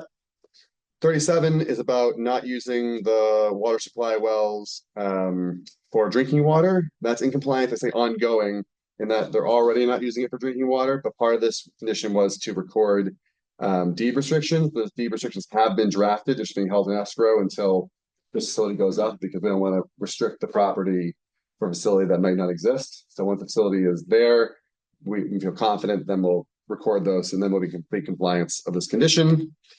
And so these, so if you want, we can go through 12 and 19, or we can go through the traffic. I think going through the traffic makes sense, but it's the board. Traffic? Can I just ask one quick process question? So, what we want to avoid, obviously, because the board has to consider every deliverable. It's not just like check, we got it. They, for the first couple conditions, have the right to say this is material and it changes our opinion. And so what I think is really important is that we get to kind of work in process with you, so you don't sort of give us everything at some point in time and then, we're kind of now going to have to stop everything while we figure out how to process everything. So I'm just wondering, in the case of like your SOP processes, the reporting processes, like how that will all operate. Obviously, we're early now, but is there a way that we could start to think about how the company approaches its SOPs, how they plan to do this, so that we can align as we go on that, especially where the health department's involved, obviously. Like, I'm not going to speak for any other department here that's mentioned in these conditions, but as it relates to the health department, because we have a pretty strong requirement to oversee like operational compliance. And so it would be really helpful to have that conversation early and just figure out like, what do these look like? Do you have others for other facilities that we can have a sense of how you've done this before? So I think that'll be, I think the timing will work out well. So right now, the bottleneck is getting stormwater and the building design finished. Once stormwater is done, even if the building's not quite done, we can at least start with Conservation Commission and the DPW permitting. So that I think will be the first kind of release of additional big ticket things, right? As long as we know the size of the building, we can calculate the impervious, even if we're not quite sure the full interior, where all the wiring is, et cetera, right? So I would imagine that the next, kind of submissions you get from us to review would be me confirming, hey, we filed a notice of intent with the Conservation Commission. Here's a copy of the NOI. And then hopefully me and not too long thereafter saying, hey, we got an order of conditions. Here's the order of conditions. Then similarly, it would be like, hey, we applied to the DPW. Here's a copy of the application. Hey, we got our permit. Here's a copy of the permit. I imagine that would be the most immediate, and that is hopefully this spring. Then once the building design is done, then it allows the applicant to kind of get you the proposed draft operating procedures and protocols. And they can certainly submit, what they have at other facilities, and there'll still be enough time because even if the building design was finished and we were able to, snap our fingers and start building, which we certainly can't, Yeah. there is plenty of time in that process to make sure you are not rushed in saying when this thing, this is Chris Oxer, he's gonna. So, yeah, Chris Oxer. SOPs is basically what we call the O&M plan, the operation and maintenance plan.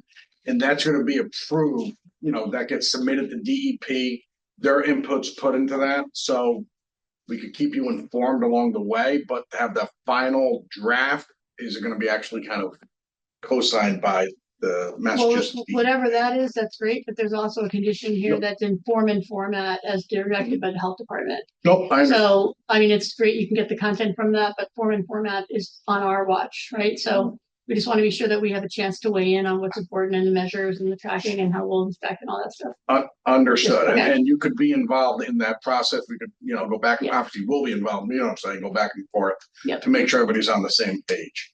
And just to touch on your reporting side, there will be a computer system that we utilize at our other facilities that every truck, every ton, every inbound and outbound material is tracked.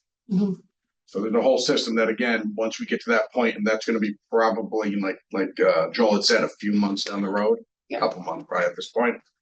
But we could start to break into that at that point with the board if that works. Okay. And then you're going to do the entire hazardous waste process and within a few months?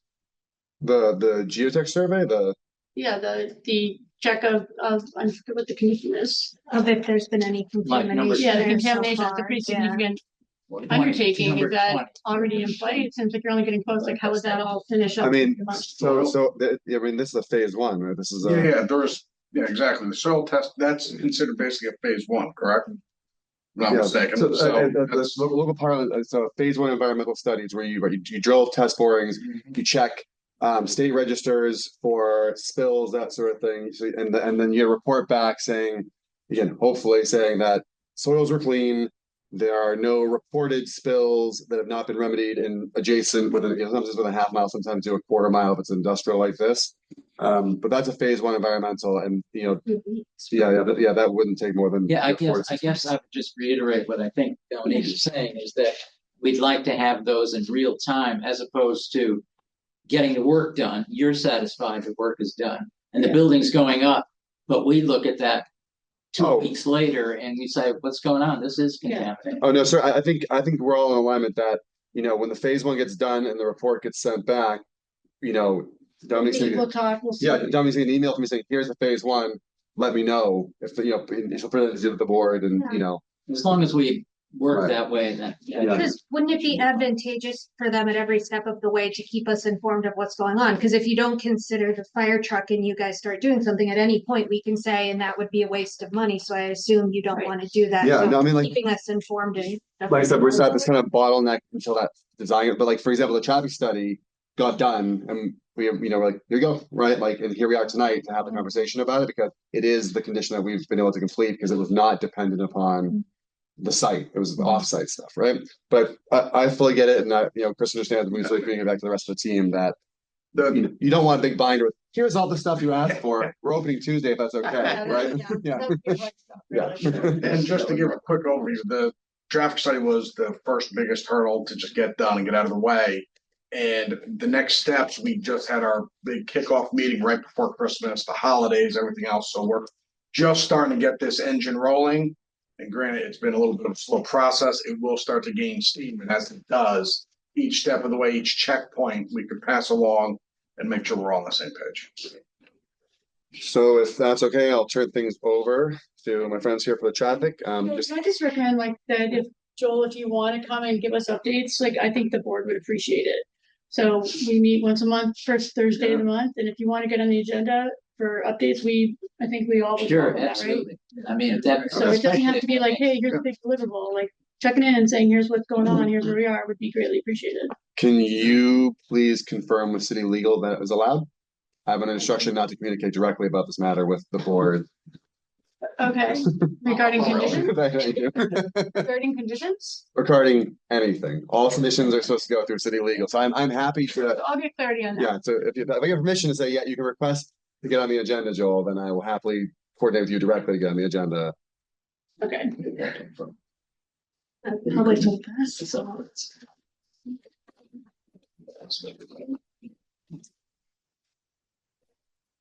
So if it's okay, I'll proceed to the turn over to the traffic engineers. All right, just yell at me when you need slides moved and I'll. Okay, should I stand there or just? I think Just informal. Okay, well, first of all, for the record, my name is John Adams. I'm a senior traffic. And I'm sorry, you guys are presenting the data? We are presenting like a summary and overview Okay, of the supplemental traffic analysis that Okay, was great. previously submitted. okay, and so can you just introduce yourself as well, so? Yeah, I'm Doug Elsler. I am working with Weston Sampson Engineers. We are contracted with the board to do the peer review for the traffic. Yeah. Specifically in this task, the supplemental traffic analysis. And so you guys are gonna say, here's what we did, here's what the findings are, so that we have full understanding of that, and then do we wanna sort of go back and forth here? Where you all talk about If the same you condition? let us interrupt you as needed. Sure, however you guys want to do it. Yeah, so. Okay, I'm open to whatever. so does that work then, that they'll present the condition like 18A, and then you'll say what you think, and there can be questions? Well, Yeah. yeah, and let me clarify what we were planning to do tonight was give an overview of the more detailed study that was submitted. So we're going to cover probably 3 or 4 or 5 major areas, and of those major areas, all those conditions are in there. But the presentation is really to do kind of an overview of the supplemental. But we're then prepared afterwards to answer any questions Okay. that are in the study, whether we answer them now or we, Right. answer them in writing after the meeting, what have you. So I know that this was hot off the presses today because they had to, sort of scramble to get this together for this meeting. Sure. So you have hard copies. Can we at least give your hard copy to the board so they have something to track against while they're talking through? And I do. And I emailed these two when they came in today, but it came in very late, so. And I had my own paper phone too. You can just do it this first. I have enough. Okay.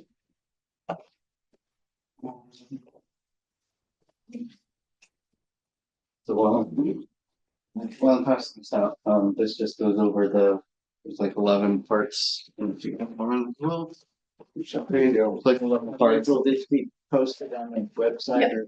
Yep, it'll be posted. All of the traffic study is already posted, and if we can have this presentation as well, and we'll certainly post the presentation that we were receiving from Weston Sampson.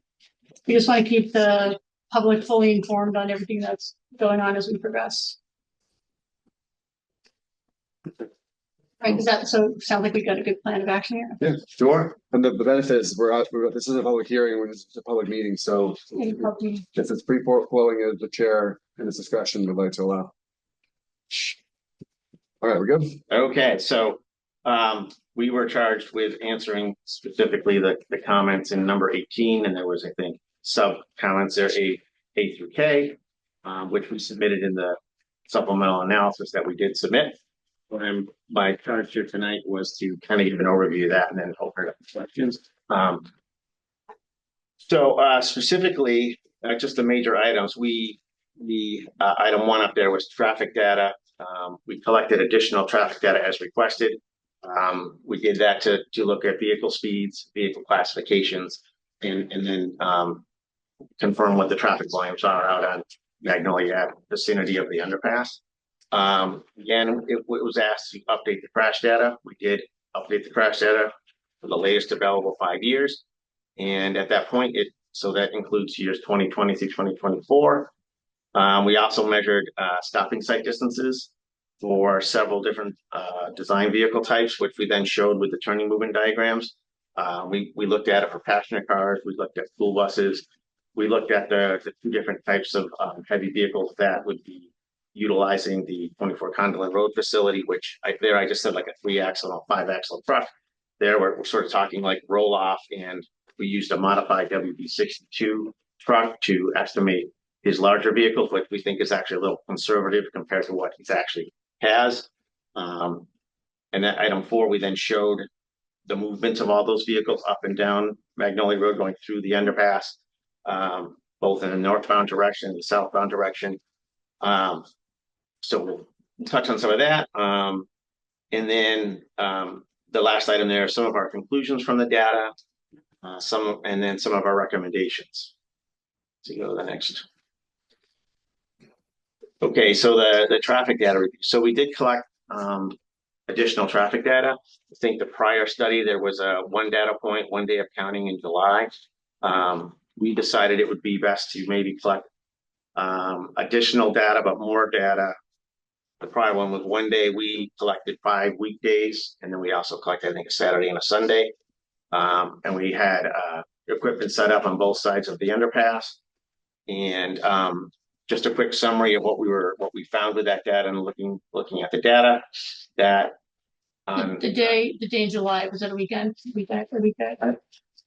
I'm not sure. It's actually the prior traffic study that was submitted. It was We didn't work on Wednesday. it. They reviewed it, but it was a Wednesday, if I'm not mistaken. So you didn't redo this traffic study? You just No. pulled numbers and things? No. Okay. They took, so we had to do a study in July Yep. and a study in September. Yep. And the first firm we were utilizing for July, we were under the gun to get it in because of the way the conditions came down. Yeah, of course. We went with it, but upon further review, I didn't feel they were doing deep enough, so I went with a different firm to finish that. I see. So they And but there's utilized only their- 1 day in July, only They one only- summer day? Correct, because that's exactly what the condition called for, but I wanted to kind of be a little more Condition well-rounded. called for 1 day? Well, the way they interpreted the condition was that it said we needed to do a study in July and a study in September, if I'm not mistaken. And that firm chose 1 day for the study in July. And we chose multiple days in September just to make sure we're very well-rounded. So board members, I'll again, assemble questions and summaries of any of your concerns that we can talk about as well later, but it's really important to understand that was like 1 day in summer that you looked at it. Right? Okay. Yeah, so we looked at 5 weekdays in September, and I think our count started on, I think, September 17th for the weekdays, and I think it went through the following week until we had a full week of counts. We did that because we wanted to have a larger pool of data, so that basically our data would have a little more credence and a little more validity, just a larger sample size. But again, from that data, we looked at it and we got some numbers from there, estimating the average daily traffic on Magnolia Ave to be 2,805 vehicles. I would note that with the application and what's going on at 24 Condolen Road, with the addition of 149 truck trips, that would bump up the ADT from 2,805 to 2,954.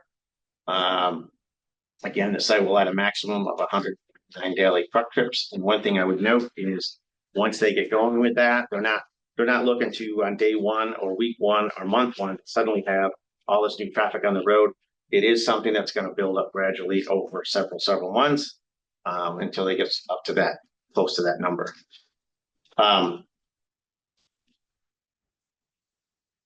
Okay, another thing we looked at as far as the classifications, what we found looking at the data, the way we broke out the heavy vehicles, we found there was 14% heavy vehicles in the traffic on average on Magnolia Ave.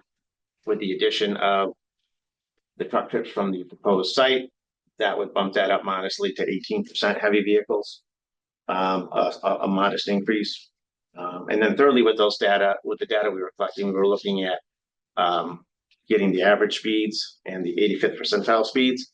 What I have here is just a summary of all the data, but in the study that we submitted, the detailed study, we have it broken out by vehicle types. I think we have it broken up by direction. But overall, we found that the average speed on Magnolia and in the vicinity of the underpass was 20 miles per hour, and the 85th percentile speed was 24 miles per hour. There was some variation on that if you look at the different vehicle types. Can you explain what 85th percentile speed is? 85th percentile speed is the speed at which 85% of the traffic is going at that speed or less. I mean, 15% are going more. And generally what happens I'm seeing this change, but a lot of DOTs will set speed limits. They'll look at what the 85th percentile speed is, and sometimes they'll set speed limits at that, and sometimes they go a little lower. But they try to look at, what's the comfortable speed on the road and set the speed limit something to that. I will say it is kind of changing, but I don't want to get off on a tangent. So yeah, the other thing I would say is we were out in the field on a couple different occasions on Magnolia and in the vicinity of the underpass, and spent a lot of time watching traffic going up and down Magnolia, going through the underpass, in both directions. We saw, many passenger cars, trucks, tractor trailers, and we just watched how they were maneuvering through there because that was very important to us as, kind of making a judgment on what's going on out here and what our conclusions might be and what recommendations we might have. And I would say we noted a lot of times the larger vehicles and some of the small vehicles were slowing down in the immediate approach to the underpass in both directions to make sure it was clear to go through. And in many cases, they were going at speeds slower than like the average speed that was noted by the data collection equipment is 20 miles per hour. We were seeing vehicles at 5, 10, 15 miles per hour right in the immediate vicinity of the underpass. And again, I think everyone that's driving through here is familiar with the conditions, so everyone's cautious. You can go on to the next. Thanks. Another major item of the study we were asked to look at update the crash data, and so we looked at the crash data at the prior study intersections that had been determined from the previous study, and so we looked at the years 2020 through 2024. We looked at crash data available from Mass DOT. We also contacted the Gloucester Police Department to get supplemental data to make sure we captured it all. And then up there on the screen, you can see 8 locations that we looked at. I'll run through this quickly, but at Magnolia Ave, at Condolin Road, we found there were 0 crashes in the last 5 years. On Condolin Road itself, there was 4 crashes. I would say most of those were in the northern section of Condolin Road. In the area where this facility is and further to the south, we didn't see any crashes. Over at Magnolia Ave at Western Ave, there was 1 crash. Essex Ave at Magnolia Avenue, there were 7 crashes. Essex Ave at Concord Street, there were 6 crashes. Essex Ave at both the 128 northbound and southbound ramps, each of the ramps had 4 crashes. But of high importance to us was what was going on at the underpass. We looked at the crash data at the underpass. We didn't see any crashes at the underpass or related to the underpass. I would say we noted that 1 crash near the underpass where a vehicle took a left turn on a Laurel Street and went left away from the underpass. And that was a single vehicle crash. They went off the road. So overall, I would say the review of the crash data in our opinion was overall all these locations had a low number of crashes, and then the crash rates themselves were low. We compared the crash rates to the Mass DOT average rates for the state and the Mass DOT rates for District 4, and the crash rates at all of the locations were lower than the statewide rate, lower than the District 4 rate, which for us was good news that, again, these locations weren't exhibiting a high number of crashes or a high crash rate. Again, I would emphasize we didn't see any crashes at the underpass on Magnolia Ave. And so from our standpoint, we didn't really see any safety issues related to crashes that stuck out to us. Move on to the next. That's just a slide with the chart. Oh, yeah, I mean, things get reported to the police or the state by either the police or volunteer people that say I was in an accident. Most people don't like this claim that they were in an accident because it affects their insurance. Certainly things happen in the underpass. You just have to look at the walls to see the scratches. I'm just telling you, when we looked at the collected crash data, both from the town, from Gloucester and from the state, we didn't see any crashes reported. Yeah. I think that's also a reflection of the fact that, as you pointed out, vehicles slow down. Yes. Yeah. So now that we've been out there a few times ourselves, we've gotten to know how to drive that safely. So, yeah. Do you think this one is going to the next? That was just for if we had some questions on more details of the crashes. Go to the next. That there, I would just note because the location of the site is on. This is Condolin Road. And you can see there's 3 dots there in the middle. Sorry, I don't have a pointer, but there's actually 4 crashes on Condon Road. The bottom one is actually 2 crashes happened at that location. And what those involved were, there was 3 crashes where a car struck a car parked. And if you note in that section, there's sometimes cars parked on both sides of the road. So 3 of those crashes involved somebody traveling down the road running into one of the parked cars. Another one was an angle accident where somebody was pulling out of one of the driveways. And I think at the northern end of Condon, there's probably a higher density of driveways and entrances, so you have more interactions with people pulling in and out. But of note, there wasn't any crashes down in the vicinity of this facility or down to the end of the road. Okay. Yeah, fine. Hey, Joel, Thanks. you're, maybe I'm looking at it. It looks good up there, don't worry about it. I'm just trying to make sure that what people are seeing at home is the same. Yeah. So a lot of what we did and what a lot of what's in that study, the detail set that we submitted, is looking at the stopping sight distances and showing the turning templates of them, or the templates of those vehicles traveling through the underpass and up and down Magnolia Ave. There was numerous figures we submitted for each of the vehicle types, passenger cars. We looked at the bus, where the bus stops are. We looked at the different types of larger vehicles that would be going under the underpass that are, representative of the applicant site. And we would know, and we weren't shocked by this, that we basically confirmed the long-standing existing condition that's been out there, where there is a restriction in the stopping sight distances for vehicles when they're going the average speed. Because we took the data we collected, and then we ran the stopping sight distances and the turning templates based on those speeds. And yes, there are restrictions to the stopping sight distances as you go to the underpass. But what I would say is, as we noted, many vehicles slow down and they're able to safely maneuver through the underpass in both directions. In some cases, we happened to be out there when there was 2 larger trucks, and they both slowed down and stopped, and one let the other one go through. So that was, anyways, we can move on to the next slide. Thank you. So what I want to do is just kind of run through a conclusion on what I presented here, and then we'll get into some of the recommendations we have. But again, we checked the speeds on Magnolia through the use of data collection equipment at locations north and south of the underpass. The average speeds were 20 and the 85th percentile speed was 24. Again, we determined that the ADT was 2805, and with the addition of the truck traffic would be 2954. Overall, these are low volumes, I would say, low ADTs for a road to handle. And then classifications based on our review of the data and the types of vehicles that were being counted in the traffic streams. We determined there was 14% heavy vehicles, and then post-development, it would go up modestly to 18%. But Magnolia is definitely a road that is already handling a lot of heavy vehicles. A lot of that road is in an industrial area, so that wasn't really surprising to see. The crash data, again, we reviewed the 8 locations.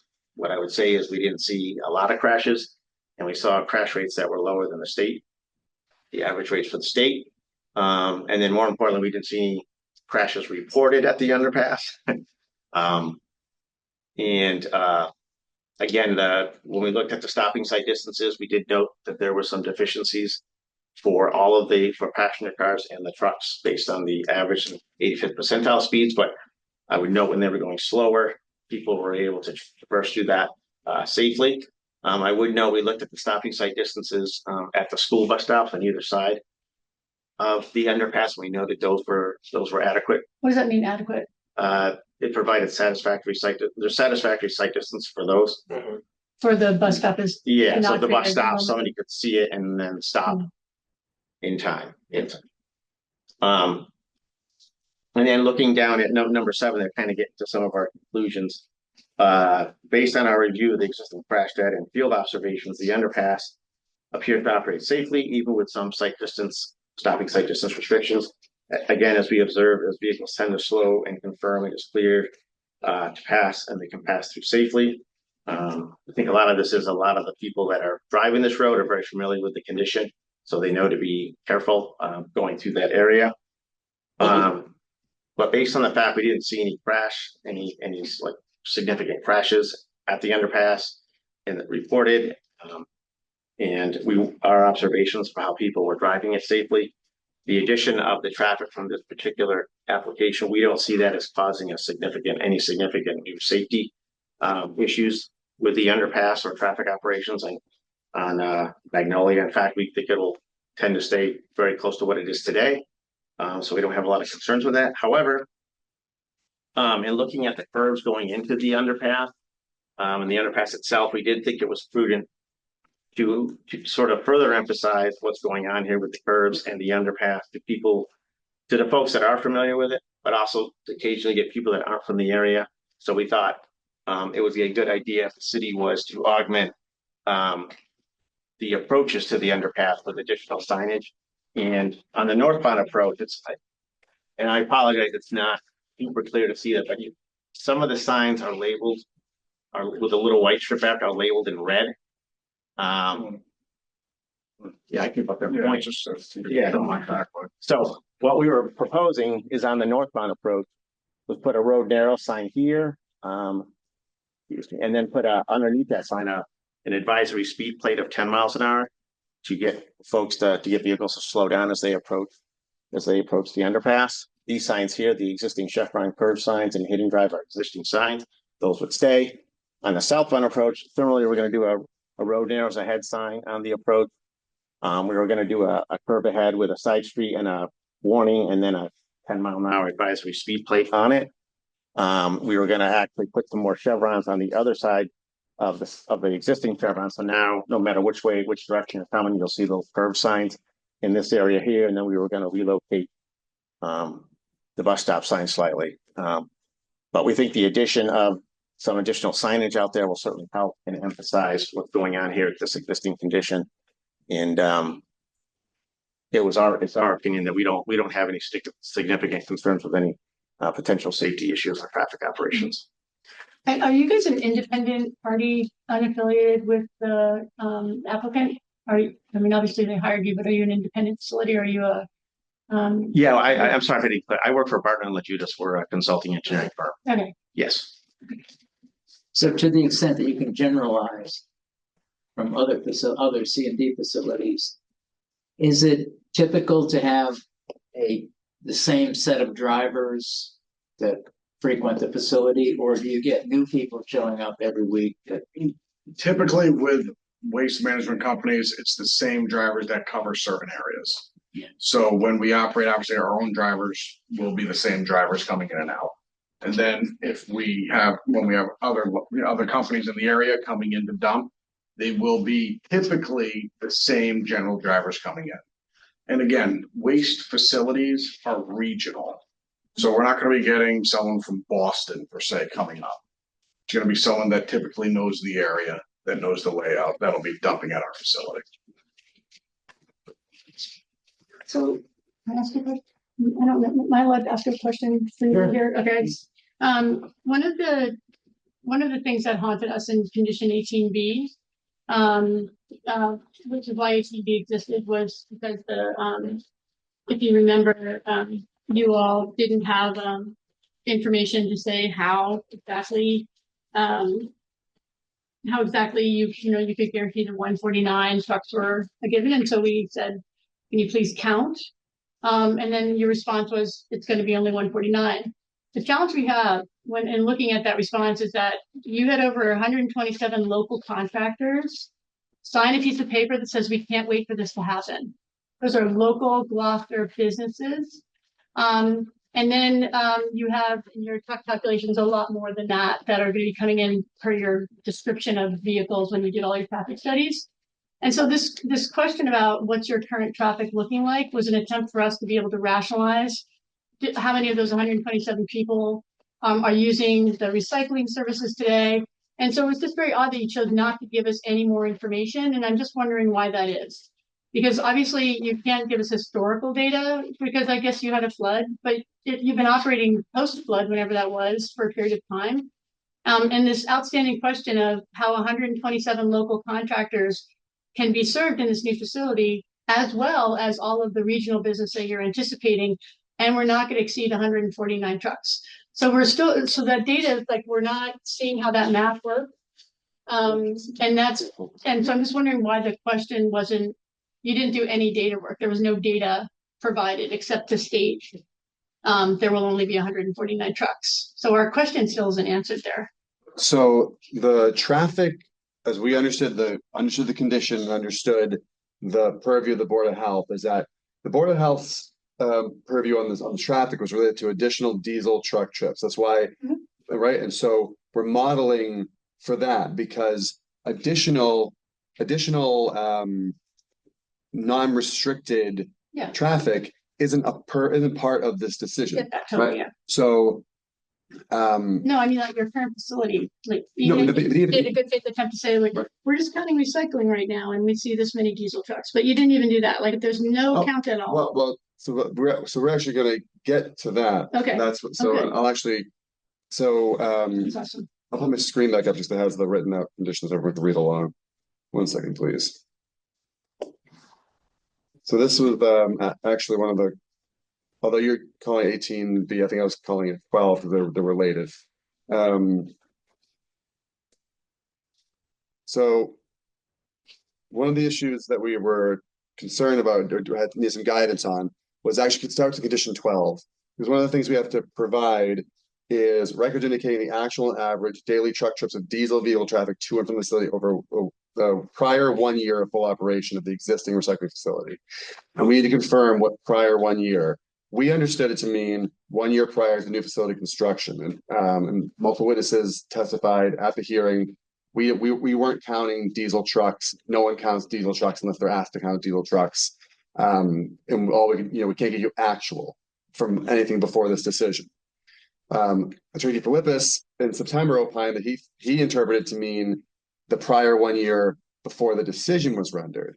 And if that's the board's understanding, we're kind of this like impossibility because again, as was testified at the hearing, no one was tracking diesel trucks prior to the decision.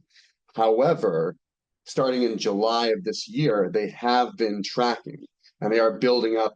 By July of next year, we'll have a full 1 year of how many diesel trucks are showing up. So they have a baseline to add the 149 to.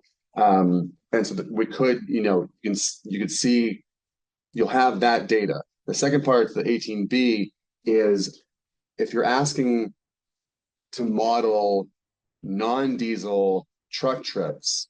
No, okay. Diesel truck trips. Oh, yeah, then they maxed it out. What maxed what out? They're only allowed 149 extra diesel truck trips beyond what they currently serve, right? Yeah. And so if in this situation, all 127, whatever the number is, contractors are all driving a diesel truck that day, well, they're going to use up 100, that's going to impact the average. And there's only going to be room for 20 haulers, on a day like that, right? Or over the average, these are the average trips. So one day might be, again, if they're slamming business, they're having a great week. The average is 149, one day is 151, one day is 148, one day is 130. Talking to Chris, he's like, if we can hit anything close to that average a couple times a year, like that's a good run for that year. Yeah, but it was, hey, Joel, just to be clear, and I'll be quiet because I think it's important that we hear from our third party. The question wasn't that you can cap on 149. The question was whether or not you needed to go back before MEPA because of this number of trucks that are actually real. And so during all the testimony, this came up repeatedly that how do you get to that 149 number, given that you have, tell us what your current user base is, which is not going to stop, plus your new user base not to exceed 149. So the questions that we asked in the conditions were to help to get to that number so that we were confident that you wouldn't have to go back for a reevaluation from MEPA, and that we were actually even able to evaluate it. And so that's still outstanding, right? How are you gonna two things. One, right, when we have to establish the baseline, right? So MEPA is only triggered by diesel truck trips. Exactly. So if a facility generates an average of 149 or less diesel truck trips, it doesn't matter whether they average 3 additional gas trips or 300 gas trips. MEPA doesn't care, right? As long as the diesel is 149 or less, right? And so we have been collecting the number of diesel trucks entering the site since July to build the 1 year from there. Mm-hmm.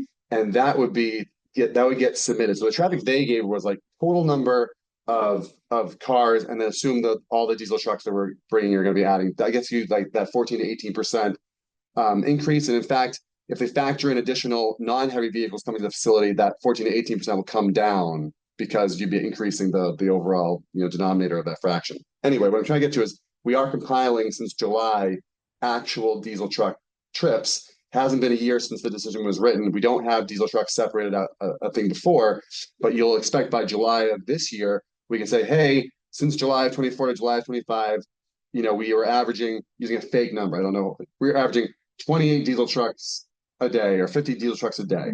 And then we know, okay, if it's 50, when the facility's up and at full volume, your total is 199 because you can only add 149 more. So we are working toward that goal. But 18 was asking for a traffic study that had to be submitted by September. And so there was no way to get a year's worth of diesel truck data at the site prior to that all being calculated. So I think there's two things here, right? One was like, look at Magnolia Avenue in general. How is it operating? How will it operate when there are more of these trucks coming through, which is what we've done.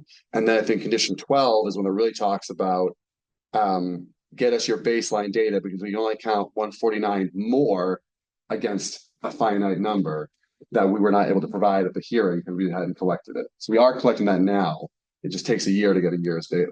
And it's 149 additional trips. It's not 149 total trips. But what you're doing, do not add 149 trips to what is already occurring on the premises, because the premises is already operating a recycling center, and so if there's a number of diesel trucks coming in, they're already coming in.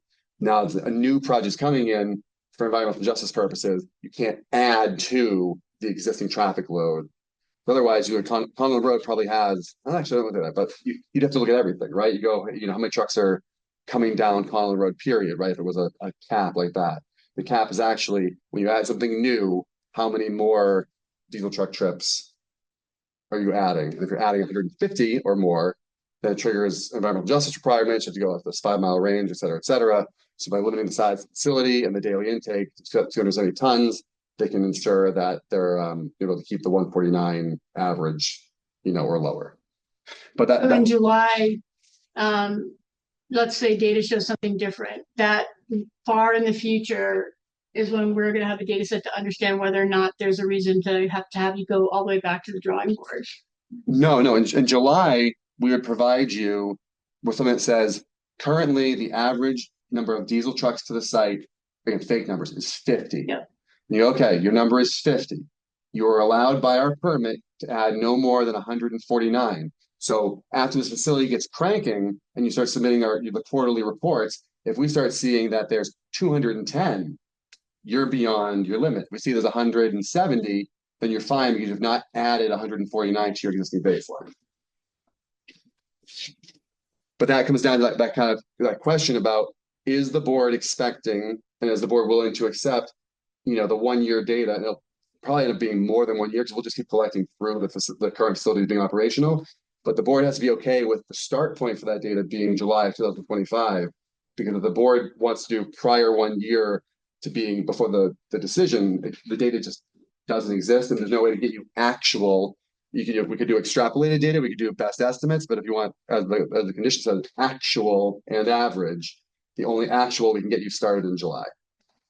So what number will you or the state use for, are you going to separate out the 149 from the 50, as you say, that show up in diesel-driven pickup trucks? No, anything that's has a diesel engine is going to be treated the same. So if you have a diesel F-150 or an 18-wheeler, that's a diesel truck. What I'm saying is that it's a 149 more than. Right. And so what are you going to count? How do you separate the two numbers? We are counting every time a vehicle with a diesel engine arrives on site currently for this year, it gets checked. And then we average that out. And then we know how, if this facility doesn't go forward, 24 Conlon Road is expected to receive on average this many diesel vehicles a day. So let me just hypothetical give you an extreme example. Mm-hmm. You do your study now, and it turns out to be 50 diesel trucks show up every day, presumably recycling. Suppose it becomes very well known in the area that this is a great place to go. So 100 diesel trucks show up with recycling every day. It's okay. Because it doesn't. But what's your maximum going to be? Is it going to be Based on the 50 count that plus they're doing right. plus 149? Yes. It's be 149 plus what the, so again, They're getting the we number. have to collect for a year, Yeah. and then we tell you whether it's 50 or 100 I'm saying or suppose 1,000. that number changes and goes from 50 to 100. Oh, so I think we are locked in because we have to set a baseline. So for example, if July of 25 to July of 26, we average 50.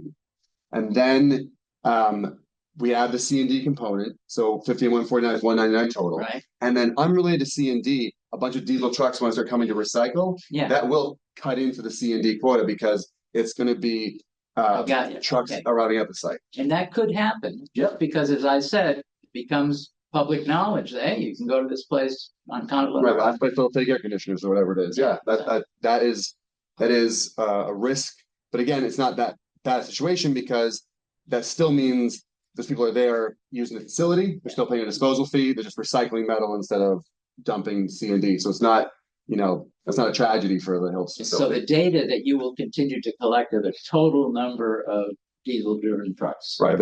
As you recall, or may not, it's been a while. As you recall, though, the trucks enter the very north end of the site in the future plan. So whether they're to recycle, whether they're to dump C and D, whether they're, a CADA bus coming to pick up somebody, the diesel thing is going to come through, and it's going to get, it's going to become a diesel engine, right? Right. So I hope that answers your question. I understand now. So again, the question to the board is it agreeable to comply with condition 12 that the count for the 1 year begins in July of 25? Will end July this year.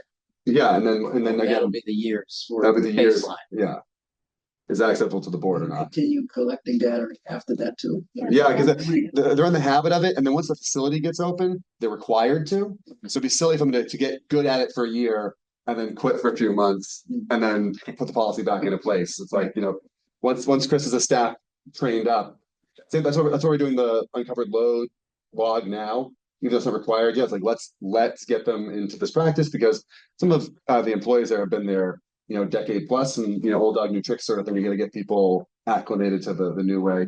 I can't wait till Chris brings the computer system in and try to show how that's going to be an interesting. Yeah, so we're trying to get it all in place now so that it's not new, that the building will be new, but the process will be familiar for the staff. That makes sense to me. Good. So that's all we have. If you want to speak with your traffic engineer, we can go through that now, but that's all we have on our end. Just a short blurb. I was just thinking my review was pertinent to comment 18. A lot of this discussion was to comment 12, if I recall correctly. I'm not the board. I can't specifically speak for the intent of the comments, but I can use my interpretation as my role to kind of book the discussion for the benefit of the students. That it's my understanding that there was some both in the public questions as well as the board questions from what I recall in the prior meeting. I don't know if quite the sentiment of dubious or just unsure about how the information. The prior traffic study looked at data from what they considered I'm sorry, my brain's blanking on the term. A similar operating Yes, Sandy facility in Connecticut. So a different state and a single location. And so there's question, okay, similar to the traffic counts previously, they only looked at one day, would it be better to have multiple sources of information? And so my interpretation of this question and request was, years in the past, this facility accepted some waste. Was there any records of it? Can that be used to just provide another data point of saying, hey, if we increase this by X%, then it might be, could we look at as just another input to provide some understanding and ease of conscious that, hey, this is the ballpark that we're looking at. from what I saw, that wasn't in the report, so I have to state that wasn't there. And that's why the question's still outstanding. Right, that's why But it's still like, there's still the outstanding question of, you pay your taxes, you do your business, you're running your business. And there's 100% no records anywhere of what your prior volumes were. It just doesn't seem real or possible. So that's why this question was specifically there, like. So again, the only thing, the timeline I want to remind the board of is that this property, when it was being run as Hiltz, was two owners back. They lost it, and it was in receivership being run by the bankruptcy trustee when the current owner acquired it, and it was shortly thereafter that operations quickly, had to constrict because the DEP came and said, what are you guys doing here, right? So the reason that there are no like historic, like whatever's in the basement, wasn't going to cover the entire lifespan of the facility, but Hiltz certainly didn't leave anything for the bankruptcy trustee, and the bankruptcy trustee didn't have a wealth of data. And then Eastern Waste Services operated for a short period of time under the old kind of improper configuration before they were shut down. And so their stuff would have been, what got lost, but there was not this historic. This wasn't being run great, which is why it went under and got put into receivership, right? And so it's frustrating that there isn't, the facility's been there since 1993. How come there's no box of records from it, even back then? I think my uncle worked for Hiltz, right? That's how you got I'd be surprised if they were intentionally making sure there were no boxes from 1997 as to what was going on some days out there, if I'm being frank about it. And so the wording of the comment, if there are no records, then they meet that condition. That if they can't provide it, if it's not available by the wording here, then they meet this condition, and it would be acceptable based on the wording. Acceptable response with still outstanding questions. Like that's the challenge that we have. But anyways, yeah. In my understanding of this, can you speak to what they just told us, and if you agree with what they told us, because that would be my understanding of what the review is supposed to be doing. I think that would be helpful to understand if what they told us about the signage and the site distances and stuff is what you're in agreement with of what they provided, if it's accurate to your review and stuff. And just to be clear, given the discussion in our statement of conditions, there was a lot of things that were uncovered in testimony. Thus the condition existed. So they're both looking at the condition and saying, yes, this was delivered. And does it hit the concerns? And does it address the concerns that were mentioned during the creation of the decision? Yes, Kathy, I can speak to that. I'm sorry. Please keep going. You're good. It is one of the later comments. I'm fine skipping ahead. What they've recommended seems very appropriate in my opinion. I've been in multiple chairs, being both someone who's done engineering studies for applicants. I've been in this position a number of years also for providing peer reviews. I've also been an employee for a jurisdiction that reviews them. So I've been in all chairs, and it, in my opinion, professional opinion, it seems a very reasonable recommendation. It is something that they are recommending that the city do the signage themselves, as presumably they're arguing that it's the city's road and city's condition that isn't right for them, and that is within a window of I've seen it before, and that's a normal thing and is up to the board to it's not necessarily my job to say who's responsible for it, but what they are recommending, I can agree that it is appropriate for this condition. Going through the subsections of 18, and I want to make sure I see a lot of no further comment. Or would it make sense maybe to go through any of the subsections where you had additional comment? I would say that particular, stepping back, the two most important items that I would say would be one, the bringing up again of the past trips because it was a concern, it's been brought up here a number of times, and so it was reasonable to bring it up. And then the recommendation of the signage that is proposed, a key point in here, and that I feel that it's appropriate, reasonable to, in my opinion, is my advice to have. There were a number of the comments were to specifically get to making sure that we had the information, that it went through the process that we would expect for that. And so some of these are to lead into the next comments, as they could tell, I'm sure, in their head. So I'm taking that as yes, and that's fine. There were a couple comments that maybe don't meet the exact terminology for the comment. However,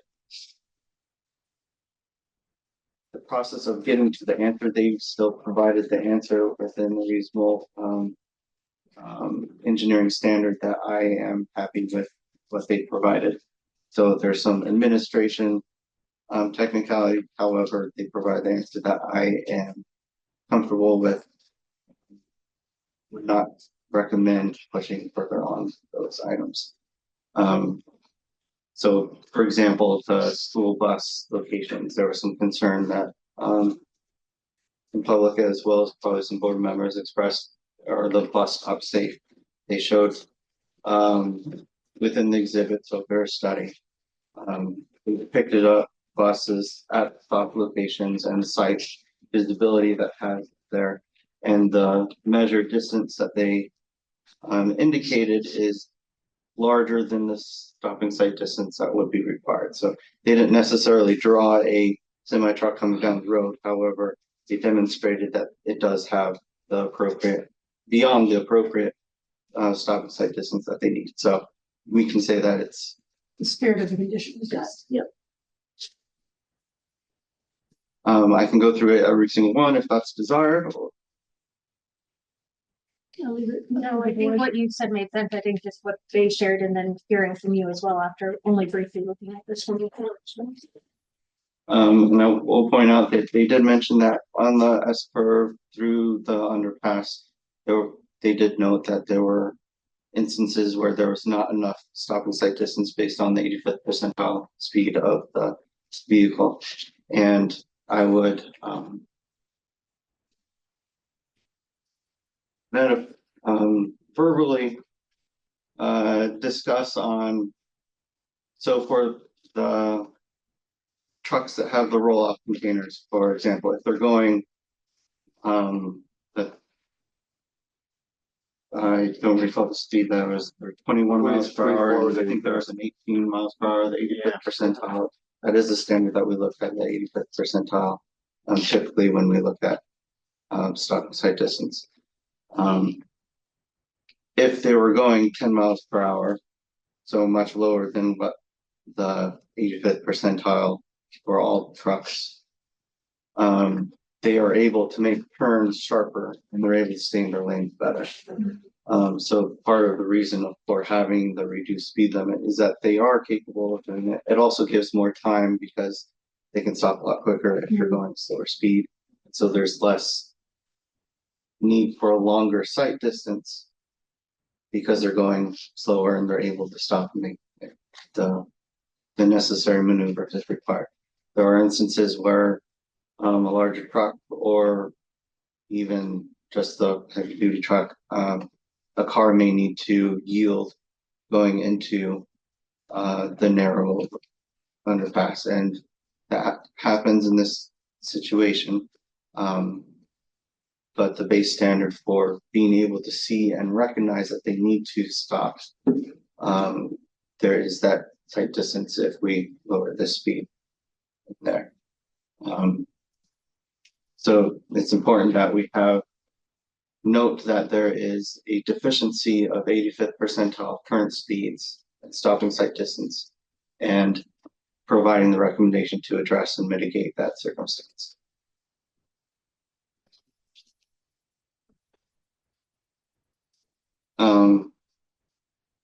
I apologize, I don't recall. I don't think I was asked to go specific through each comment. But I believe, let me just review real quickly. I think I brought up, and can currently answer any further questions as well as respond to anything that any have questions from the applicant.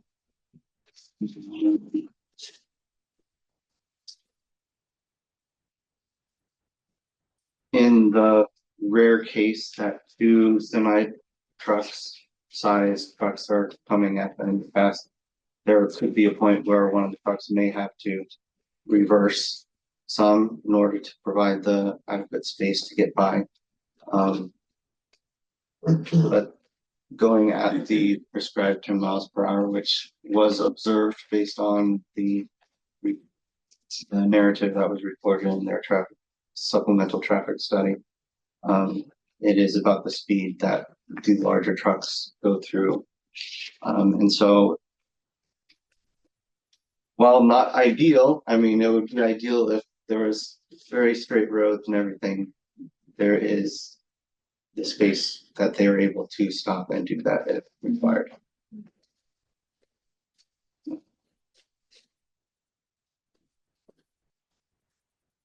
That does conclude. There was concerns about crash data again. There wasn't very much reported crashes that happened on the road, in particular in the area. There was just the one that has been talked about in the prior meeting too. And concern of, oh yeah, there's marks on the underpass. So obviously somebody's hit it a number of times.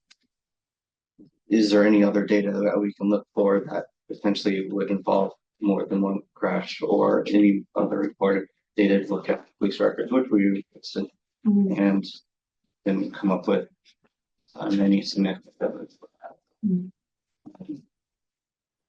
That they provided that as requested to provide some reassurance about the concern about visual crashes that are there, but potentially not reported.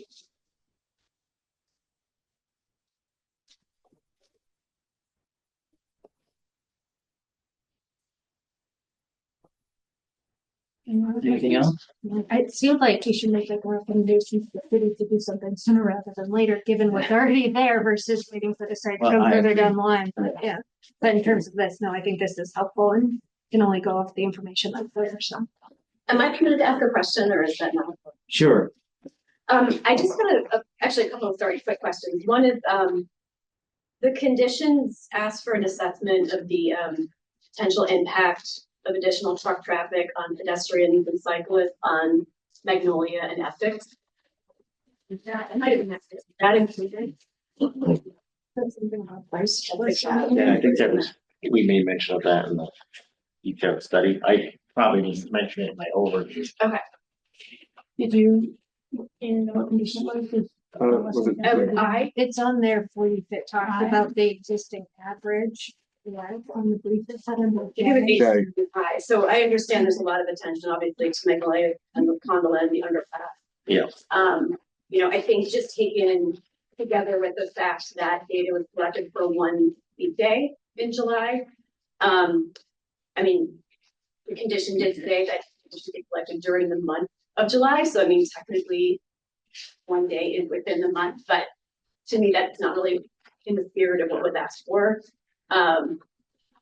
There's already an increased volume of traffic that's diverted from 128 down to 6th Ave to get to Winshee. There's a coastal bike route. I just didn't see where in the traffic study anything on Essex Ave was a traffic. Maybe I missed it. I mean, we did do like the counts we said we took in September, where we counted them basically for a whole week. Right. I'm talking about weekends in the summer. Yeah, we did summarize the data for that, but again, it was for that week in September. So I mean, I would just suggest that the condition was, I don't know, it's February now, so I'm not sure what can be done, but just wanted to kind of create that as the one.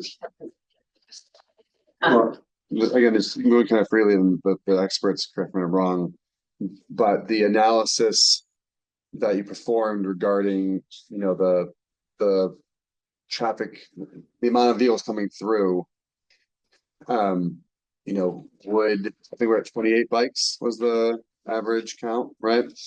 So I guess the question is, you know, if that was 38 bikes, because it was a busy summer day, you know, do the conclusions you've come up with about the safety of that road vis-a-vis bikes and the large, like, you know, do they change your opinion? That's, you know, for it. Right, that wouldn't change my opinion, no. Well, but we don't have, we don't know what it's repeating. Right? No, I'm And saying, then- yeah.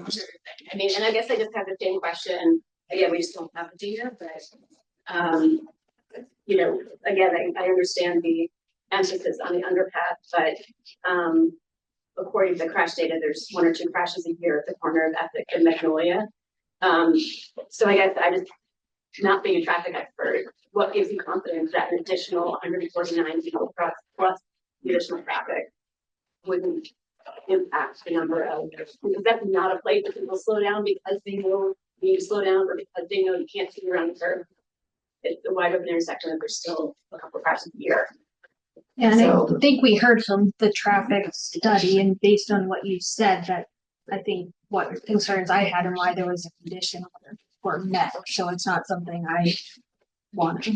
But yeah, I don't think we need to keep digging into unless you guys have further thoughts. I appreciate it coming up, but to my concerns as a Board of Health member and what the concerns wrote, I feel like they're satisfied, and additional traffic study spoke to what was needed and reviewed by Weston and Sampson. And so to me, I feel like that is satisfactory.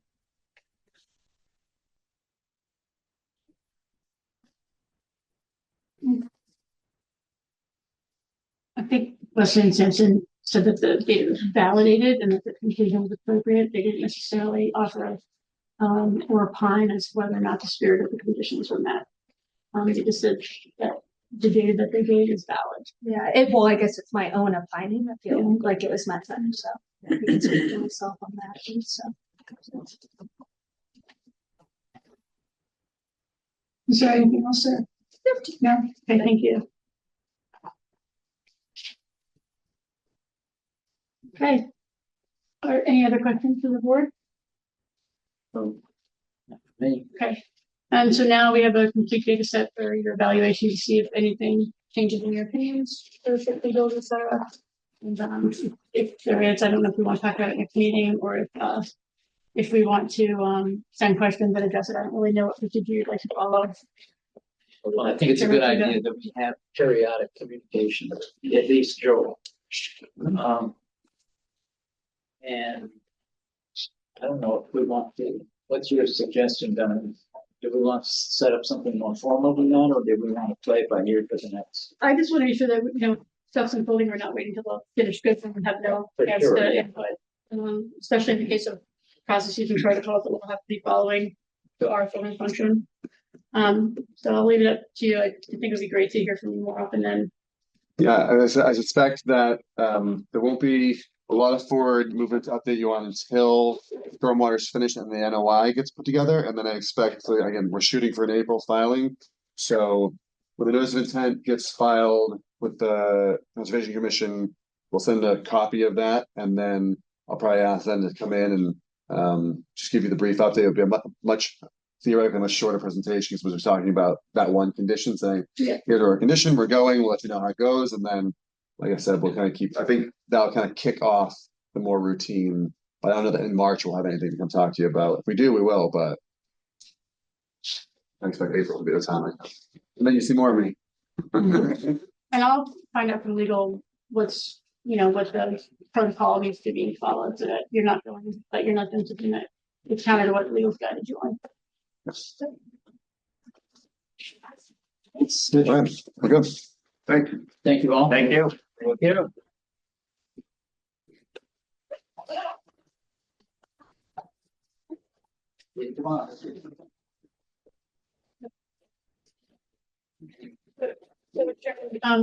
Obviously, items 13 through the rest of the meeting will be Sorry, I missed that. so we've already decided that we're not going to be doing any verbal recap, but we do have one more agenda item, which is to make a decision on the advisory board. So hopefully you guys are all aware of this. And congratulations to Danielle. That's right. As the program manager. Yes. Take on a new role, absolutely, yep. So together with this grant, there's an advisory board It's been made, and Arizona.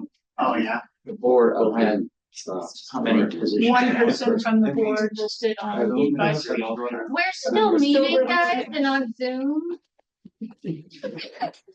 So one member of the board will sit on the advisory board for public health excellence, as well as the health director, as well as a member from the city administration at the mayor's discretion. But this board needs to vote on who from this board wants to sit on the advisory board. Do we have to do that now? Or do have to We be aware need to, we do need to have the vote tonight because we have to firm up the governance. Okay, Because we're in front of city council for final approval of the IMA on the 10th, and then you would be scheduling all of those conditions. So the other communities have voted. This has to happen, and the mayor also has to vote. So we just need to know who wants to do it, and then you all have to say aye to whoever wants to do it. so who's volunteering? Can I ask how much time is involved with this? Let me just look and see if it's here. So first of all, it's a 2-year term.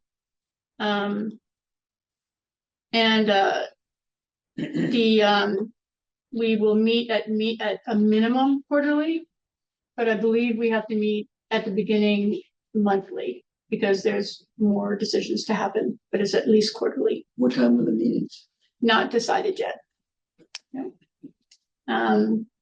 Because it's comprised again of a municipal member, a board of health member, and then from our municipality, and then the health director, and then the health director, a board of health member, and an administration member from Manchester by the Sea as well. So the 6-member advisory board. I can do it if you guys want, as long as someone's an alternate. I'm happy to be an alternate, but I think you'd be ideal for that. You're willing to check it out. You're not doing anything else. No.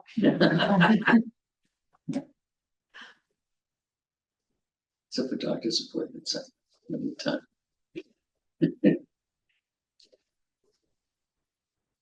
Do we have to vote? Yep. You have to vote. You have to. Somebody has to nominate, and then you have to vote. I nominate everyone to be on the. With an alternate. Eric Joe. George has been nominated as the member, right? Is that what it's called? Yes. Board of Health member, yes. Mm-hmm. And are you also nominating Joe as the alternate? I'll accept that if that's the Yeah, case. nominate Joe as the alternate. Okay. Both? Yeah. Erin, yes. Joe Rosa, yes. Eric, yes. Okay. Okay. 0. Thank you very much, Erin, again, for all you do. Hope it'll be fairly light lift. No, guys, we just very big left. All right, I think that's what your call is. That was it? Well, we have all these other items, but I think given the hour, we Yes. decided early on that we suspected we wouldn't get to any of the other items 13 or 17. Exactly. I think, Sure. concerns of the board, if Mark Absolutely. goes now down, Two down. we need all of us here for a quorum, so I think moving, Yep. yeah, if there's anything So we there's can a few do to things- be helpful, I think I'm happy to facilitate trying to get to more. Well, I think we welcome that facilitation. So where we are right now, we have a recommendation to the mayor for an interim appointment, looking for Fred to come back for a 90-day to make sure we don't have a quorum gap. That would have to be approved by the mayor. We have Dr. Stockman, who we've been meeting with and talking to. Have you talked to him since? I have not, but I will. Okay. Yeah. His, He didn't say just it, tell you his issue. He's a very nice guy, very Wonderful. busy. Yep. He sees this as part of his job. So when I was explaining what we did, or what you did, Yeah. what the board, not the board, the department Helps. does, I mentioned vaccination. He said, "Oh, I can help with that." Mhm. But everything else was like, I don't know anything about that. Yeah. And so he's thinking about it in those terms. Okay. All right. So I can talk to him again. What I explained is that it is a board of lay people with skills, obviously. And it's not him as a doctor sitting on the board, it's him as a citizen sitting on the board. With his perspective. And his That's what I perspective, tried and to- that we, as the health department, are sure that we brief the board on the law and the case before you. So it's more your judgment than it is you don't have to have direct knowledge of the law so much as you have to have good judgment and ask the right questions, as you all do. So I'll try and brief him on that. And then we also have a list of 12 people that should try and flesh out our engineering skills to have, to support us in septic and the like. I've pulled them out of the voter registration by career, and then I looked them up on LinkedIn to see where they are. So we know they live in town and we know what they do, and I have a short list. And I'm giving that to the mayor to see if he knows anybody on that list, just to kind of accelerate, because ultimately it's the mayor's appointment. And if when I meet with him again, if he says I don't know anybody, then I'll just start calling. If you guys know engineers, doctors, etc. I don't know if I talked to you about it. I don't know if I've talked to you about it. Dan Oppenheimer. Yes. Retired. Yeah. And he apparently, because of the law, he can't do anything until a year from now. Oh, Dan, that's Dana. The one that- That would be really great. I know, when I spoke to him, he'd be very excited about doing it. Yeah. So the problem is there any way, and that's my question I asked Joe, is there any way to get around it? And the fact that we are really hurting, and we don't have anybody. I don't know. I don't believe that we can get around the ordinances and the bylaws. So, but we can certainly. I'll look into it for sure. I talked to you about it. No, I don't think so. Put him in charge of rentals to start with. So medical professionals and engineers are Yeah. what we're looking for, and if we have any thoughts. Because we have housing covered. Ideal. Yeah, no, Dan's very knowledgeable for sure, and a good mentor to us all. So we have, we could go for food expertise, but I think we have that covered from, in terms of like how the health department's managing it. There's not a lot of art to it, and they're doing a great job. So it's really like these moments in front of the board and rules and regs. So we have housing, medicine, engineering are the big ones that all come together. Health and Human Services, we could also go there. So like more on the human services side, but I think our gap right now without a Dan is that we need the engineering expertise, hydrology, environmental sciences, or an engineer. It doesn't have to be an engineer, just somebody with know-how and understanding how water moves underground. Cody's a hydrologist and he's been very fast in the uptake. So those kind of skills. So I looked for all these skills on LinkedIn. Off of I found 12. Well, I found 12 people who live in the city of Gloucester as per the last voting registration, and on LinkedIn are in fields that look very good for us. So I appreciate that, though, and I think it is a concern. And I'm sorry Marco's not here because we have applied for him and we wanted to send him off. And I don't think it's going to be here tonight. Well, I thought he was going to be here tonight because I thought this was going to be the last meeting. Yeah. But it's too bad. We love Marco, and I think the health department today in signing the card, and so Marco, just for posterity, we just really appreciate how thoughtful and man of few words, but his thoughts were spot on. So we're gonna miss him. Wonderful member of the board. Make a motion to adjourn. Seconded. Oh, thank you. Yes. I don't think we need that for them to just saying. Can I just ask one more quick question before we adjourn? Cody, did we adjourn? Yeah. Oh, all right. Okay, we'll save it for next time. Question. So I don't want to, and